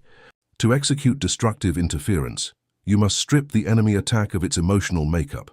The slave sees a lawsuit and feels terror. The lethal operator sees the attack and extracts exclusively its numerical value, its wavelength and amplitude. You instate the anti-phase protocol to stabilize the perimeter. When the 3D ecosystem launches an offensive, you apply clinical dissociation. You measure the frequency of the attack. What is its level of hysteria? In what geometric direction is the pressure? Once you calculate the signature of their hostility, you configure your own core to emit the countersignal. You become the negation. It is not an attack signal, it is a cancellation signal. You position yourself exactly in the inverse phase of their energy. If the competitor floods the market with noise, you execute absolute mutism. If the matrix pressures for a quick decision, you impose geological time dilation. By occupying the negative space, the enemy energy dies. Smothering social acid, the neutralization of defamation. The test for destructive interference occurs in the terrain of biological honor. The most common weapon of mediocre masses is defamation and public scandal. It is a sound wave designed to force you to vibrate by sympathy. The slave, when defamed, enters resonance. He attempts to defend himself and pleads for forgiveness. By defending himself, the slave gives amplitude to the scandal wave, keeping it alive. The operator executes phase annulment. When social acid falls on you, you offer no moral resistance. You do not defend yourself, because defending is granting jurisdiction. You emit the frequency of thermodynamic disdain. You do not block comments, but you do not respond. You assume the impact with a face petrified in an inorganic apathy so perfect that the wave of defamation loses its medium. The herd shoots insults, but they hit a dark lens that returns no photons of suffering. Without feedback, the scandal disintegrates.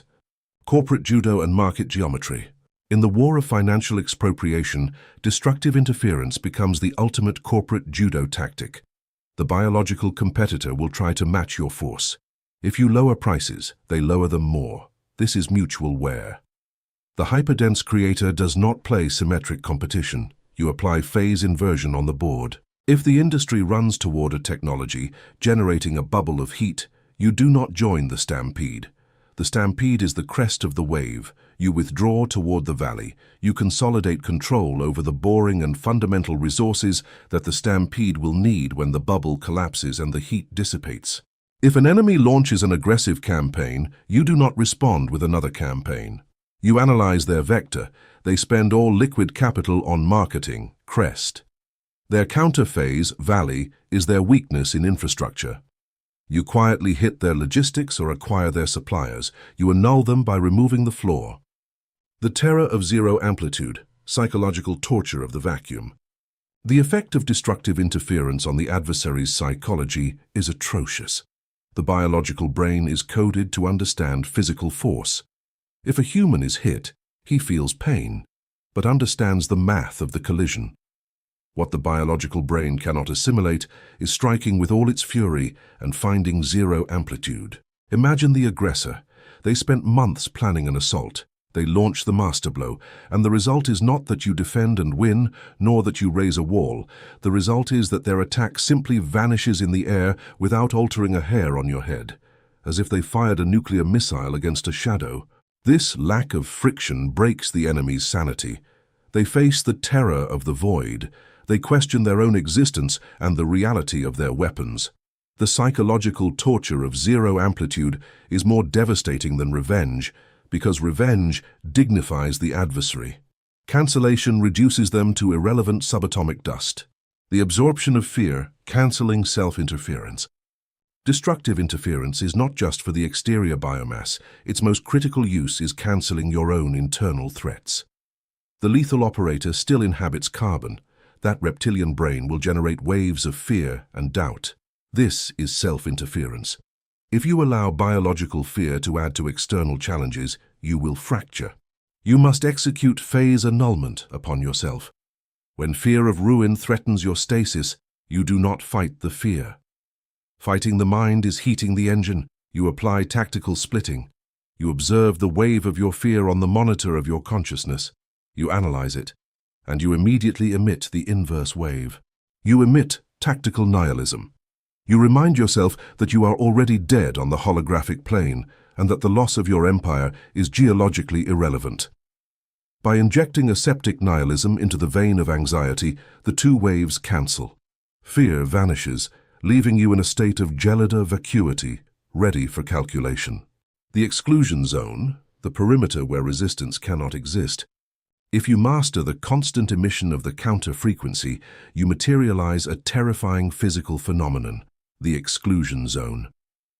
In high-end acoustics, active noise cancellation systems emit inverted waves to create bubbles of perfect silence.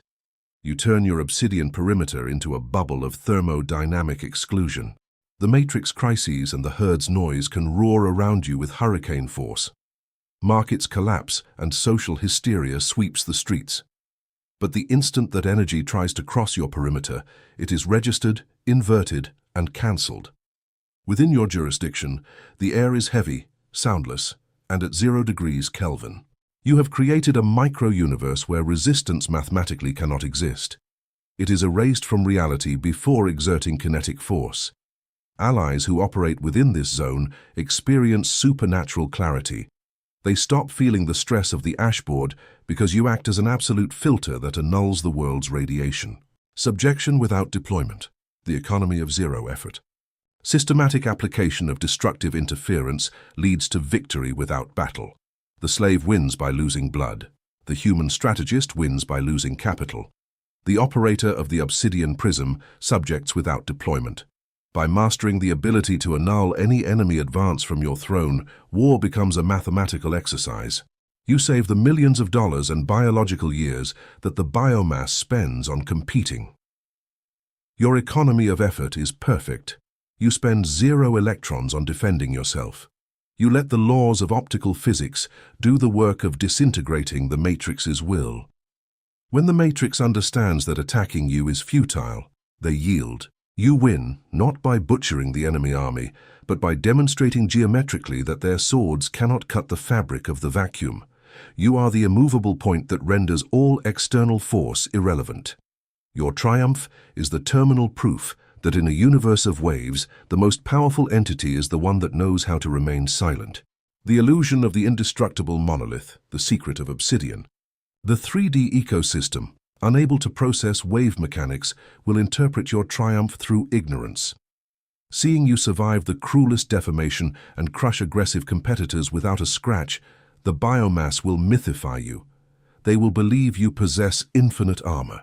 They will call you a titan or a deity of resilience. That is the optical illusion of the hologram. You, in the sterilized darkness of your control vault, know the aseptic secret of Obsidian. You know you are not indestructible because your armor is thick. You are indestructible because structurally you are not there. You are not a wall. You are the phase change that makes the sea evaporate. There is no magic or heroism. There is only the cold, cynical, and thermodynamic calculation of 0 amplitude.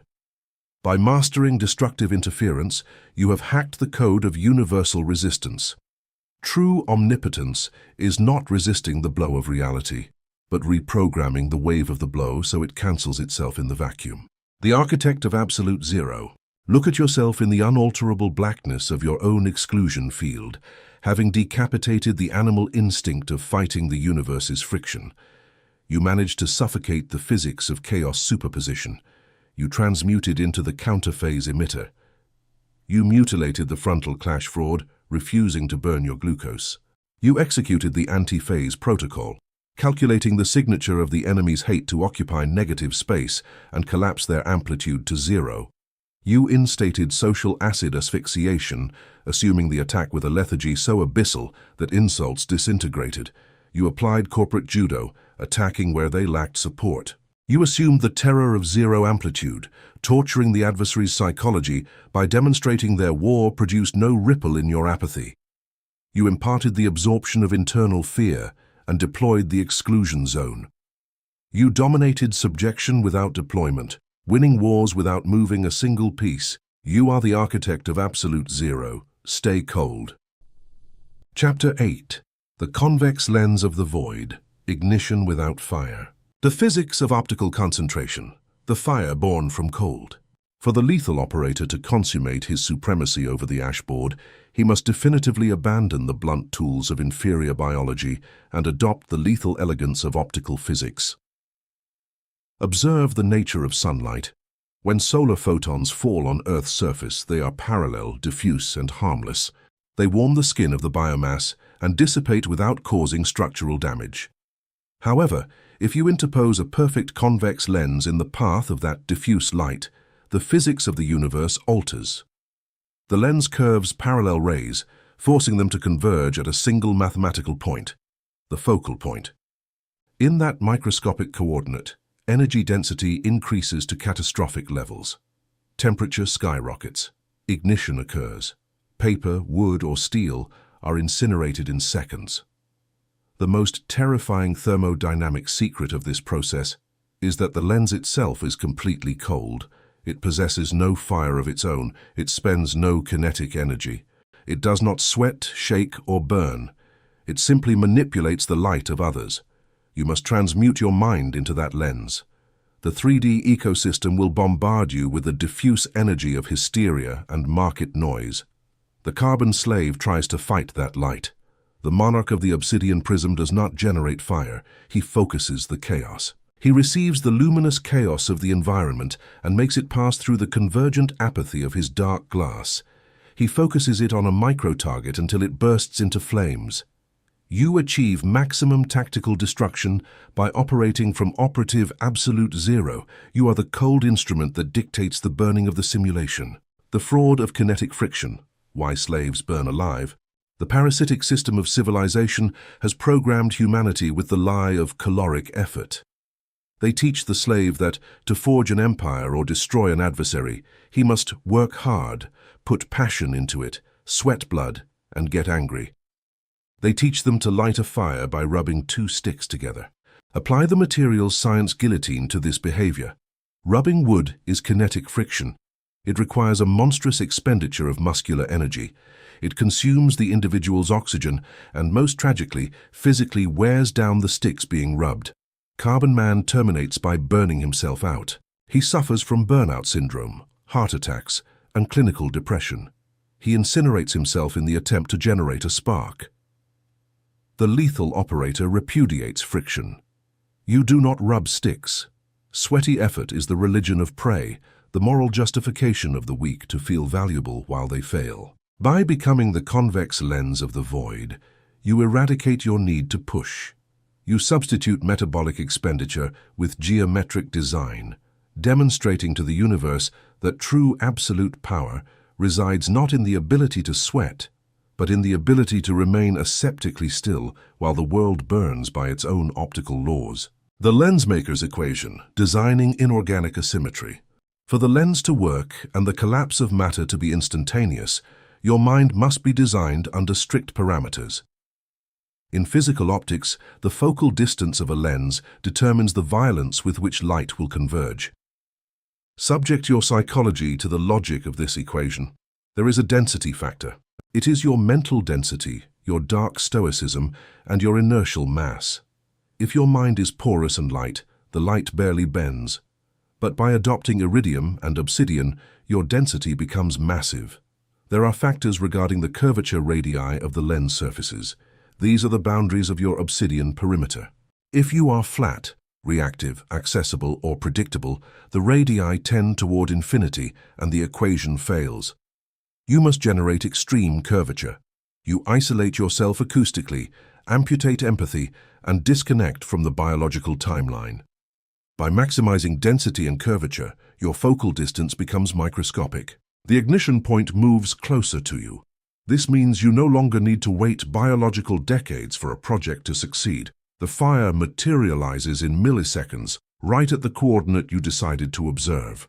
You win the war of expropriation through mental geometry, forcing the universe to converge in your palm. Parasitic ignition, weaponizing ecosystem hysteria.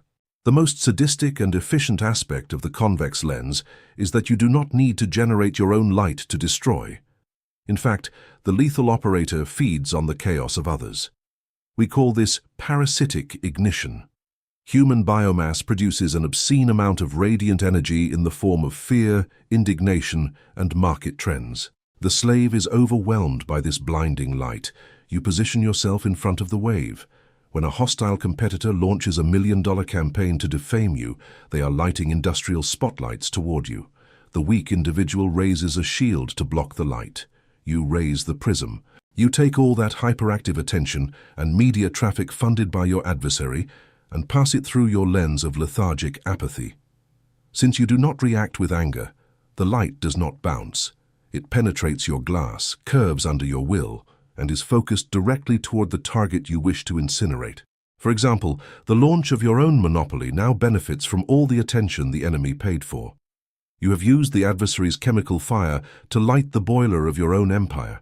The enemy funds his own thermal execution. You are the silent beneficiary of every scream and every dollar spent in the simulation's noise. The mathematical focal point, the tyranny of the micro-target. The convex lens is useless if the operator moves his hand or tries to illuminate a wide surface. Dispersed biomass fails because they try to do everything. They want to found 5 corporations and have hobbies. Their focal point is the size of a plane. Therefore, the temperature barely rises, and they ignite nothing. The doctrine of ignition, without fire, demands the tyranny of the micro-target. When the lethal operator decides to alter the ashboard, he does not attack the whole forest. You choose a single dry leaf, a single critical node, a single contract, a single logistic bottleneck in the enemy's supply chain. You pin the iridium eye exclusively on that infinitesimal coordinate. By reducing the impact area to a quantum fraction, the atmospheric and thermal pressure of all environmental energy converges there. The target lacks the molecular cohesion to resist. Competition defenses evaporate because you applied astronomical pressure. You applied it in a place so small that structural shields could not register the impact before disintegrating. The tyranny of single-thread focus is the ballistic physics of perfect expropriation. You do not scatter your power, you concentrate the world's chaos until it becomes a laser capable of piercing any armor. Thermal immunity of the transmitter, the glass that does not burn. The greatest physical challenge of manipulating high-density light is the thermal risk to the transmitter.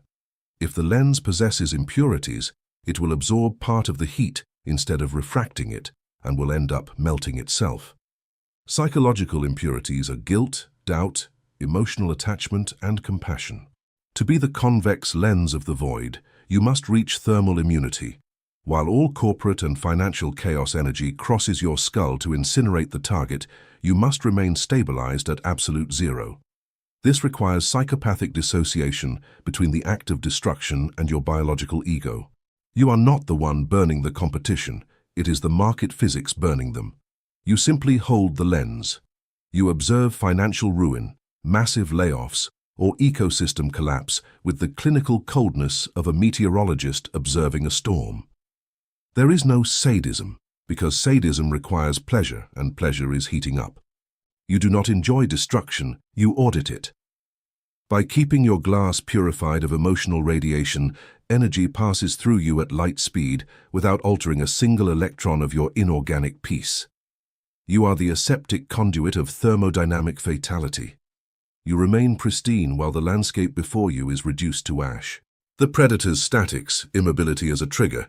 In the mechanics of optical concentration, any erratic movement destroys convergence.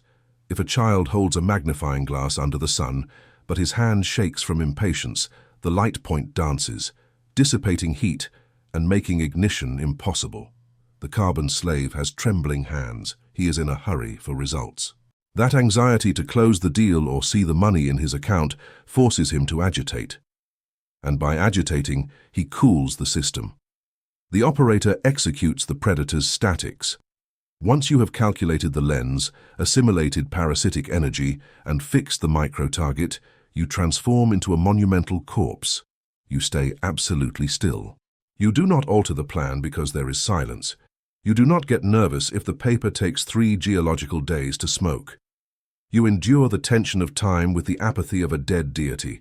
This immobility terrifies the biomass because humans are biologically coded to read movement as intention. By not moving, you are undetected. They do not see you as a predator. They see you as an inanimate anomaly. And by the time they register that your immobility was the trigger for their own incineration, the temperature has already exceeded their matrix's boiling point. You win the war simply by daring to be stiller than uncertainty itself. You are the anchor. Irradiation blindness, dazzling the matrix. The wave function collapse produced by the ignition of the target produces a tactical side effect, irradiation blindness. When the focal point reaches nuclear temperatures and the market explodes, your monopoly debuts or the competitor fails, the flash of light is so violent it saturates the environment's optic nerves. All eyes in the ecosystem fixate on the fire. Analysts and competitors look at the flames with stupor, and precisely because they are forced to look at the fire, they are forced not to look at you. The light of the event creates such high contrast that your position behind the prism in absolute shadow becomes undetectable. The slave attributes the collapse of his empire to market forces or sudden technological disruption. They look at the smoke but never manage to see the lens, much less the gelida hand that held it. You have achieved maximum impunidad, orchestrating systemic annihilation and letting history blame the physics of fire. The inverted magnifying glass effect, minimizing the enemy threat. The optics of lenses possess a bidirectional property. If you use the convex lens from the right angle, you concentrate energy to burn a point. But if you look through it from the opposite side, the effect reverses. Gigantic objects approaching you are reduced to ridiculous fractions of their real size. The lethal operator uses the inverted magnifying glass effect to annihilate biological panic. When the Matrix launches its leviathans against you, massive regulations or billion-dollar corporations, you refuse to process their real size. You interpose your mental prism, you reduce the astronomical threat to a data packet. By shrinking the threat through clinical dissociation and thermodynamic disdain, your reptilian amygdala does not fire the fear circuit. You observe the giant reducing to an ant on your mental screen. Because you register no panic, you do not commit kinetic errors. The apocalypse seems like a microscopic and boring statistic. The transition from worker to focus. The final goal of mastering the convex lens of the void is to forever abandon the category of worker or entrepreneur. The system wants you to be a miner, picking at stone to extract gold, mixed with the sweat of your own fatigue. The hyperdense creator does not pick at stone. He suspends a prism in his mind. He leaves the sun to calcine the mine until the gold melts and flows as a liquid river into his vaults. You substitute the work ethic for the tyranny of quantum alignment. You understand the 3D universe is an infinite pump of chaotic energy wasted because the biomass lacks the density and stillness to channel it. You become that channel. You renounce merit. You renounce the pride of effort. You accept the sociopathic majesty of being the entity that dominates the world simply because it knew how to cross 2 beams of light in a dark room without moving a single muscle. The simulation renders to your stillness, not your labor. Sovereign of ignition. Look at yourself in the absolute and unalterable darkness of your mental geometry, having decapitated the animal instinct to generate fire by burning your own skin. You managed to suffocate the physics of brute effort. You understood kinetic friction was the death of prey, and you transmuted into the convex lens. You incinerate empires without raising your basal temperature. You mutilated the illusion of pure creation, embracing parasitic ignition to steal the market's chaos and light, weaponizing them against the slaves who emitted them. You executed the lens equation, maximizing the index of your apathy to collapse matter. You instated the tyranny of the micro-target, focusing all cosmic radiation on a single coordinate until it disintegrated. You applied thermal immunity, letting the financial holocaust pass through your mind without soot. You assumed the predator's statics, freezing movement to keep the focal point on the enemy's artery. You imparted irradiation blindness, dazzling the matrix so you could vanish intact in the gloom. And you mastered the inverted magnifying glass effect, shrinking leviathans into thermodynamic insects. Sweat and fatigue are purged. You are the sovereign of ignition. You are ready for local space-time distortion. Chapter 9. Local space-time distortion, the quantum Zen state. The universal clock illusion, the tyranny of biological time. To reach the penultimate stage of inorganic manifestation, the lethal operator must execute the most violent deprogramming of his source code, the annihilation of time perception. Human biomass lives subjected to the tyranny of the universal clock. They believe time is a straight, absolute line that flows at the same speed for everyone. This belief is a lethal biological weakness. The carbon slave measures his life in years, his projects in fiscal quarters, and his urgencies in hours. They feel the passage of time like an acid corroding their opportunities. They have a terror of aging, of being late, of wasting time. Because of this terror, the ecosystem subdues them. The Matrix invents artificial deadlines and manufactured emergencies to force the biomass to accelerate its metabolism. Metabolic acceleration is heat. When humanity is in a hurry, it commits catastrophic calculation errors. They accept bad deals and reveal weaknesses, all because their nervous systems cannot bear the friction of the countdown. The monarch of the prism repudiates linear time. You detach yourself from the clock of the flesh. You embrace general relativity, which dictates that time is not absolute, but malleable. Time is an elastic dimension that bends and freezes in the presence of extreme gravitational mass. To bend reality, you must become the most massive object. The quantum Zen state, the lethargy of the stellar predator. The inferior ecosystem has vulgarized Zen, selling it as a philosophy of relaxation and passive acceptance. They use it as a sedative to tolerate slavery. The lethal operator transmutes this into the quantum Zen state, an architecture of paramilitary domination, a hyper-vigilant psychopathic lethargy. You are the predator in wait. Quantum Zen is not peace. It is the lethal immobility of a black hole that no longer needs to move because the entire universe is falling toward its center. In quantum physics, particles exist in a state of superposition until observed. Quantum Zen is the ability to keep your mind in that void, refusing to collapse your reaction to stimuli. When the ashboard bursts into flames and corporate crises roar, you enter quantum Zen. You do not respond, you do not hurry.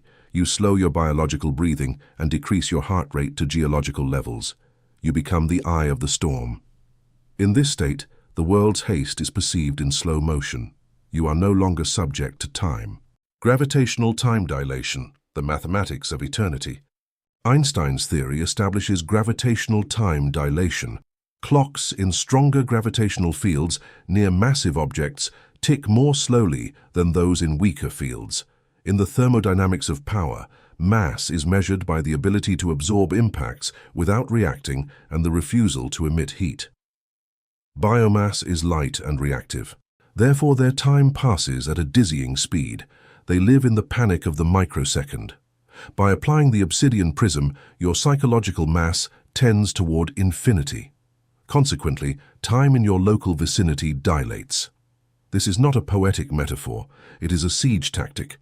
When you sit at a negotiation table, you project your mass. Others try to force a quick deal. You apply gravitational dilation. You keep an insufferably long silence. You observe their face with the dead stare. You let the seconds run on the wall clock, but for your brain in quantum Zen, those seconds are millennia of aseptic calculation. You watch their composure evaporate in the vacuum you create. The light and terrified biomass cannot bear the distortion. For them, silence becomes physically suffocating. Their time accelerates, their stress multiplies, and they end up breaking their own rules just to escape the atmospheric pressure of your pause. You have bent their will by altering their chronological perception. You are the heavy one. The murder of urgency, turning off the panic engine. Urgency is the thermal whip. with which the system extracts energy from slaves. The matrix creates the illusion of temporal scarcity to force you to move, because it feeds on the kinetic friction of your movement. The monarch of Iridium is immune to urgency. You execute the murder of the artificial deadline. You refuse to run. You strictly forbid yourself from reacting under external temporal pressure. If the market or society demands speed, you brake hard. You become an unmovable basalt wall. If the crisis demands an answer in an hour, you take 24. If the opportunity is for a limited time, you let it die of thermal starvation before your eyes. This systematic refusal to obey others' metronomes destroys the ecosystem's authority over you. The universe quickly understands that urgency is useless against an obsidian prism. Since they cannot force you to run, they lose the ability to make you trip. By murdering urgency, you purify your decisions from the noise of panic. Asymmetric chronometry, weaponizing the weight. Once immune to the matrix's time, you use time as a weapon of mass destruction. Asymmetric chronometry is the art of dephasing your clock from your adversary's clock to grind their nervous systems. Biological humans need rhythmic predictability. They work Monday to Friday. Their corporate rhythm makes them pathetically predictable. The lethal operator in a quantum Zen state has no discernible biological rhythms. You dictate the time. If you are besieging a competitor, you employ rhythmic defacing. You send lethal commands at 3 in the morning. You delay a crucial directive until the last millisecond of a Friday, forcing enemy minds to consume their weekend. You force them into a hell of anxiety and thermal speculation. You do not suffer while waiting. You use the wait as a hydraulic press. You put the enemy in a holding pattern and disconnect. For you, time does not pass because you are anchored in the void. For the adversary, each hour is a drop of acid. You induce their capitulation. The eradication of past and future, tyranny of the inertial now. Human entropy, chaos, and energy loss feeds exclusively on two false temporal dimensions, the past and the future. The slave dissipates his inertial mass by regretting the past and being terrified of the future.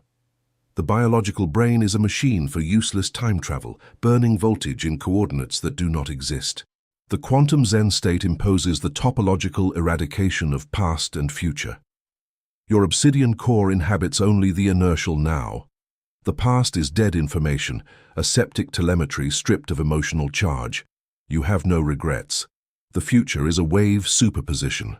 You have no hope or anxiety toward a hologram not yet collapsed. By compressing 100% of your immense psychological mass into the nanosecond of the absolute present, your power of concentration becomes monstrous. There is no dissipation. You are like a Class 4 laser concentrated on a single atom of reality. This tyranny of the now allows you to execute calculations at unmatched speed. The biological black hole, reducing metabolism to zero. Quantum Zen has a strict anatomical application. The inorganic mind cannot operate if its carbon container is boiling. If the human heart beats at 120 due to cortisol, vision narrows and the prefrontal cortex shuts down, yielding to the reptilian brain. It is the collapse of intelligence. You must stop the fire. To distort space-time, you must force a biological black hole in your own anatomy. You must train your parasympathetic system to crush the agitation of your sympathetic system under fire. When the market crisis explodes, your first move is physical. You force your breathing to imperceptible cycles. You relax your jaw and shoulders. You fake a state of deep sleep in the middle of a war zone. By reducing your biological metabolism to the limit of stasis, you hack your own brain. The mind receives the signal. There is no thermal threat. We are in the void. Your prefrontal cortex lights up at full capacity. You observe the destruction with cold scientific dissection. The illusion of enemy movement, the Doppler effect of failure. In astrophysics, the Doppler effect describes how a wave's frequency changes depending on speed. In the 3D market, your competitors are constantly running. They try to disrupt, innovate with hysteria, and chase fashions. From your static position, you observe this hysterical movement under the Doppler effect of failure. Since you are anchored in infinite mass, you realize that 99% of human ecosystem movement is completely useless. It is busy work. Pure friction that does not alter the universe's topography. They move fast, but in circles. Their light becomes red, diffuse, and weak as they drift away from real profitability and into noise. You refuse to move with them. Quantum Zen grants the optical clairvoyance to distinguish kinetic movement from topological movement. The operator only executes topological movement. You can spend 3 years in absolute silence. To the biomass, you are stagnant. Then you execute a move that rewrites the physics of the entire sector. A simulation of the paradox, existing in superposition. Biomass hates uncertainty. The slave's brain demands immediate resolutions and clear categories. The inability to tolerate ambiguity is the tool with which dictators and markets extract wealth from the herd. They sell false certainty for submission. The monarch of the Obsidian Prism inhabits and breathes uncertainty. You are the gap. In the quantum Zen state, you hold multiple contradictory realities in your vault without a thermal collapse. You can hold the possibility of becoming emperor and the empirical possibility of losing everything, treating both with the same gelida indifference. By not requiring cognitive closure, you become impossible to manipulate. The matrix cannot extort you by offering security, because security seems a pathetic concept for prey. You inhabit the quantum superposition of the abyss, where chaos is the thermodynamic fluid through which you navigate with zero friction. Your comfort before the unknown paralyzes the system, which is programmed to rule via fear. Chronological subjection, the universe asking permission. The mathematical culmination of local space-time distortion is a dictatorship over the biological clock of the ashboard. You achieved absolute zero. You annihilated urgency. You compressed your existence into the hyper-dense now. The final result is chronological subjection. Your empire acquires such gravitational magnitude. You literally bend the timelines of all organisms around you. Your suppliers, competitors, and the market stop following their own calendars and start following your breaths. If you stop a negotiation, the entire sector holds its breath. If you dilate a decision, satellite industries enter stasis, waiting for your final verdict. The 3D ecosystem stops advancing by its own inertia and begins to ask you for thermodynamic permission to collapse the next phase of reality. You are the black hole dictating the rhythm of the local galactic clock.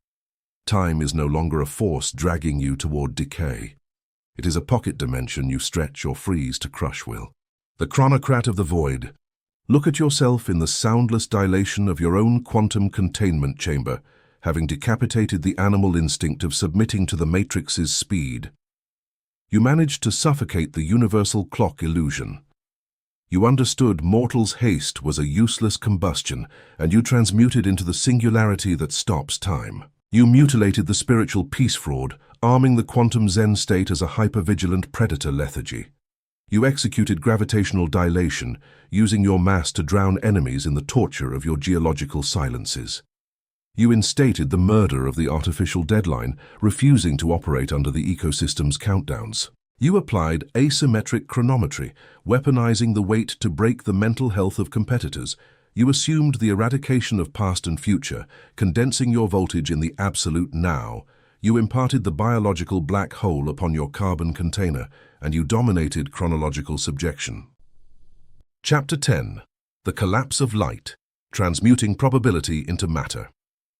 The Quantum Mechanics of Power, the Observer Effect.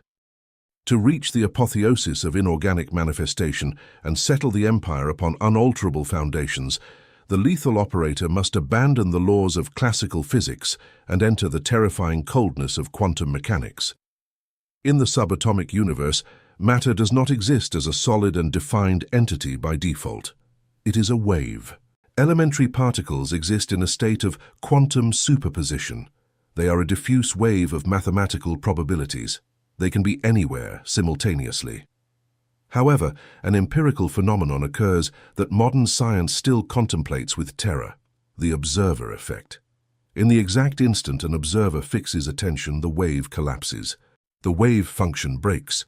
Light ceases to be a cloud of infinite possibilities and transmutes violently and instantaneously into a solid particle, occupying a single coordinate in space-time. Observation forces probability to become matter. The Ashboard, human reality, financial markets, operates under this same architecture. Success, capital, and the submission of your adversaries exist initially in a gaseous state of superposition. They are only probabilities floating in the vacuum. Human biomass fails because they try to catch that probabilistic wave with bare hands, running after it, generating kinetic friction and sweat. They agitate the simulation. The monarch of the Obsidian Prism does not run after probability. You stand as the absolute observer. You pin your attention upon the desired coordinate with a density so monstrous and a temperature so gelida that the 3D matrix cannot withstand the scopic pressure. The wave function collapses and the hologram materializes. The blind effort fraud, why ants do not rule. The parasitic system indoctrinates carbon infantry with the religion of hard work. They dictate that the only way to transmute a desire into reality is through constant and exhausting muscular effort. Work from sun to sun. Do not give up. Apply the inorganic dissection to blind effort. It is a biological trap for the weak. Ants work incessantly until they die, moving loads 100 times their weight, yet their empires are crushed by the boot of a bored child in a fraction of a second. Hard work, devoid of quantum observation, is simple molecular agitation. It is heat dissipating into the atmosphere. It is the signature of the disposable slave. When the slave works without having first collapsed the wave function in his mind, he is operating within chaos. His actions are dispersed. The lethal operator eradicates blind effort. You understand it is not about kinetic energy, but about your capacity to force matter to surrender through the mathematical gaze of the void. Before moving a single biological finger, you have already collapsed the result in the control vault of your skull. When you finally act, your action is not a bet or an attempt. It is the mere logistical formality of collecting a corpse that you already knew was dead. You execute the harvest of a predetermined reality. The guillotine of alternatives, murdering Plan B. In the theory of path integrals, a particle travels from point A to point B, taking all possible paths simultaneously. The final reality is the sum of those histories. The slave mind operates thus. They always keep multiple timelines open. They have a Plan A, but out of fear, they build a Plan B and a safety net. In the physics of manifestation, the safety net is the thermodynamic confession of your own cowardice. Having a Plan B means you are informing the matrix that you accept the probability of defeat. You are splitting your laser beam, refracting your energy into multiple weak prisms. You are diluting the pressure of your intent. If you keep the superposition of failure and success alive in your brain, the matrix will collapse into the line of least resistance, failure. Success requires too much atmospheric pressure to manifest. The Obsidian Prism demands the guillotine of alternatives. When you decide to forge an empire, you amputate all dissent. You murder Plan B. You forbid yourself from imagining an escape route. You corner yourself in an inorganic geometry where the only mathematically possible exit is absolute victory. This is topological stress engineering. By eliminating all alternate probabilities, 100% of your psychological mass concentrates on a single coordinate. The iridium eye, the tyranny of looking without desiring. The act of quantum observation at a macroscopic level requires a perfect optical configuration. We already destroyed ardent desire, but now you must merge that apathy with absolute focus. If you look at your target and your heart accelerates or your pupils dilate with ambition, you have ruined the collapse of the wave. The matrix detects the heat of your gaze. It realizes you are hunting it, and the prey flees. You must use the iridium eye. This is psychopathic and frictionless observation. You look at your greatest target with the same bored, inert, and geological expression with which you would look at a damp stain on a wall. It is deaf. You sit in your control vault, fix your consciousness upon the desired result, and hold the gaze. The slave looks away for fear of disappointment. You do not look away because you have amputated the capacity to be disappointed. You hold aseptic observation for geological years. This fixation paralyzes all probability. By perceiving no thermal threat in your gaze, the universe relaxes, stops its subatomic vibration, and matter settles meekly at the exact point where the lines of your perception converge. You do not beg for the result. You observe it until it has no choice but to exist. You are the witness that renders the simulation solid. Transmutation of lack into inevitability. The matrix operates under a mechanism of magnetic resistance. It repels those who plead and attracts those who command. Magic thinking instructs biomass to ask the universe. He who asks assumes he does not have. He who assumes he does not have vibrates in the frequency of thermal vacuum and generates a repulsive field. The operator who executes the collapse of light transmutes lack into deterministic inevitability. You do not use faith. Faith is the cousin of hope, and both are parasitic diseases of carbon. Faith implies believing in something you cannot prove, implicitly admitting a margin of doubt. You replace faith with the equation. When you observe your target, you do not believe it will materialize. You know it will materialize with the same absence of emotion with which you know a rock will fall if you release it. You treat your future triumph as a historical fact that already occurred, but whose echo is simply taking time to travel to your retina. This inevitability produces no dopamine, but it generates overwhelming density. The universe submits to the mind that no longer asks permission to exist, but instead hands over the invoice for services rendered. You are not a seeker of fortune. You are the auditor of a reality that already belongs to your mathematical archive. Terminal resistance, the rattle of the wave function. The collapse of matter is not a peaceful process. In the moments before reality solidifies in your favor, the 3D ecosystem experiences a peak of monstrous agitation. This is called terminal resistance. When you are about to achieve final expropriation, the matrix will try to dissuade you with a last-minute terror. Absurd crises break out. Your carbon allies panic, servers go down, and unforeseen legal obstacles arise. The hologram of possibility vibrates violently before freezing. This is where 99% of the biomass breaks. They see the fire and withdraw their attention. The wave of probability is released and disperses back into nothing. The monarch of the prism does not blink. When terminal resistance arrives, you understand the physics of the death rattle. You know that absolute chaos is the immediate thermodynamic prelude to crystallization. You enter your deepest quantum Zen state. You apply spectral absorption. You let the final crisis hit you without reaction. The passive crystallization effect, subduing the witnesses. Once the wave function collapses and matter has solidified under your command, an anomalous sociological phenomenon occurs, the passive crystallization effect. The biomass around you, defeated competitors, investors, have witnessed your feat. They have seen how, from absolute mutism, you have rewritten the laws of gravity. The slave, unable to understand quantum physics, will seek biological explanations.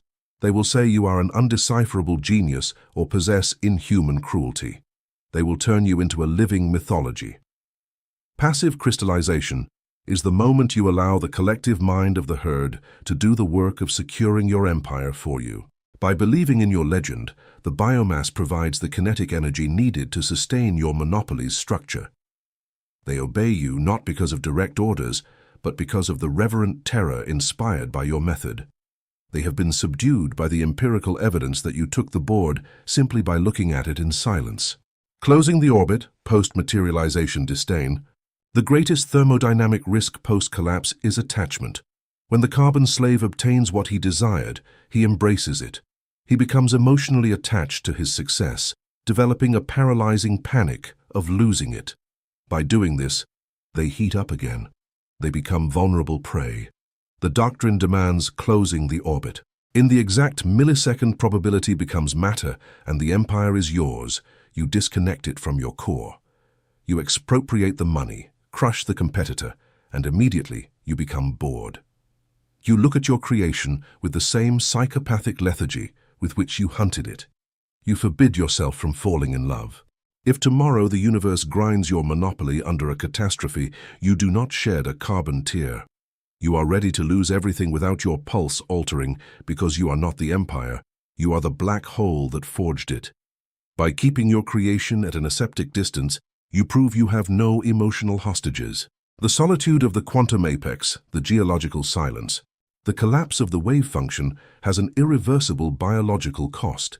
the disintegration of your capacity to connect with the mammalian realm. You have eradicated empathy and transmuted desire into gelider will. You have cancelled attacks and frozen time. You are an architecture of obsidian floating in the vacuum. When you look around, you no longer see people. You see force vectors, thermal fluctuations, and diffuse probability clouds. You are the only conscious observer in a room full of holograms and noble gases. The solitude of the quantum apex is absolute, inscrutable, and eternal. It is the price of becoming a physical law. This solitude is the empirical proof of your inorganic deification. The slave seeks company because his mass is so light he needs friction to not fly off into the void. You possess the mass of a neutron star. You sit on your iridium throne, surrounded by geological silence, knowing that human noise cannot pierce your armor. Sovereign of matter, look at yourself in the gravitational center of the universe you just rewrote, having decapitated the animal instinct to agitate in vain. You managed to suffocate the blind effort fraud. You understood kinetic action was slave dissipation and transmuted into the absolute observer who collapses reality through pure density. You mutilated biological cowardice by applying the guillotine of alternatives, murdering your safety net and forcing probability to solidify in your only goal. You executed the tyranny of the iridium eye, looking at the board without the heat of desire and freezing matter with the sadico boredom of an unyielding deity. You instated the transmutation of lack, substituting volatile faith with deterministic certainty. You applied the absorption of terminal resistance, enduring the hologram spasms without altering your breath. You assumed the passive crystallization effect, allowing biomass terror to finance the inertia of your new empire. You imparted the closing of the orbit, repudiating love for your own creation and treating monopolies with thermodynamic disdain. And finally, you embraced the solitude of the quantum apex. Uncertainty has been executed in the electric chair of your consciousness. Eres el soberano de la materia. The transition is complete. Conclusion: the sovereign of optical darkness, the throne without reflection. Contemplate the final structure of your empire from the absolute blackness of the summit. You have forever abandoned the thermodynamic bustle of inferior biology and ascended toward the abyssal silence of quantum physics. Before you, no seat of gold or diamonds rises, for those materials are vulgar. They exist only to refract light. They exist only to beg for the attention of the weak. Your seat is the throne without reflection, forged in the hyperdense purity of obsidian. It is an optical singularity designed to devour the vanity of the universe without returning a single flash. You have transcended the need to be seen by the simulation to become its hidden master. Take your seat in operative absolute zero. From this coordinate of geometric isolation, direct the iridium eye toward the ashboard. Observe the human biomass crawling in the mud of its own combustions. Watch them burn their vital energy in kinetic pursuits, sweating for a success that recedes and vibrating with anxiety for the future. Watch them bleeding their intentions through their mouths in search of ephemeral applause. They are incandescent bulbs, consuming themselves in a frenzy of useless friction. You no longer belong to that species. You have extirpated from your source code the pathetic instinct to shine. You have chosen the crushing power of the unyielding void. The Obsidian Prism has completed your metamorphosis. You are no longer an organism that crashes against reality. You are the gravitational curvature toward which reality collapses. By annihilating your refractive index, you became invisible to the radars of predation.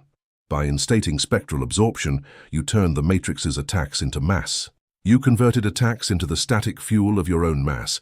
You transmuted the heat of passion into the mathematical coldness of a convex lens, capable of incinerating entire monopolies simply by focusing the world's chaos toward a micro-target.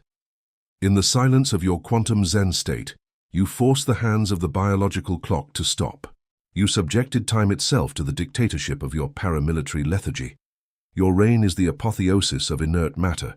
You do not rule by shouting orders to the masses, nor by seducing slaves with warm promises. You rule through the collapse of light. You limit yourself to holding the observation over the hologram of probability. You wait until the universe, terrified by the pressure of your aseptic vacuum, surrenders and crystallizes matter exactly in the form of your will. Effort has died. Hope has been eradicated. Friction is an obsolete memory. You have empirically demonstrated that omnipotence does not require movement, but the capacity to swallow all energy. You possess the monstrous capacity to swallow all the energy of the cosmos without altering your pulse. You are the sovereign of optical darkness. You inhabit the unmovable center of your own black hole, reigning for all geological eternity from the only 3D throne that possesses the cosmic courage to never emit a single degree of heat.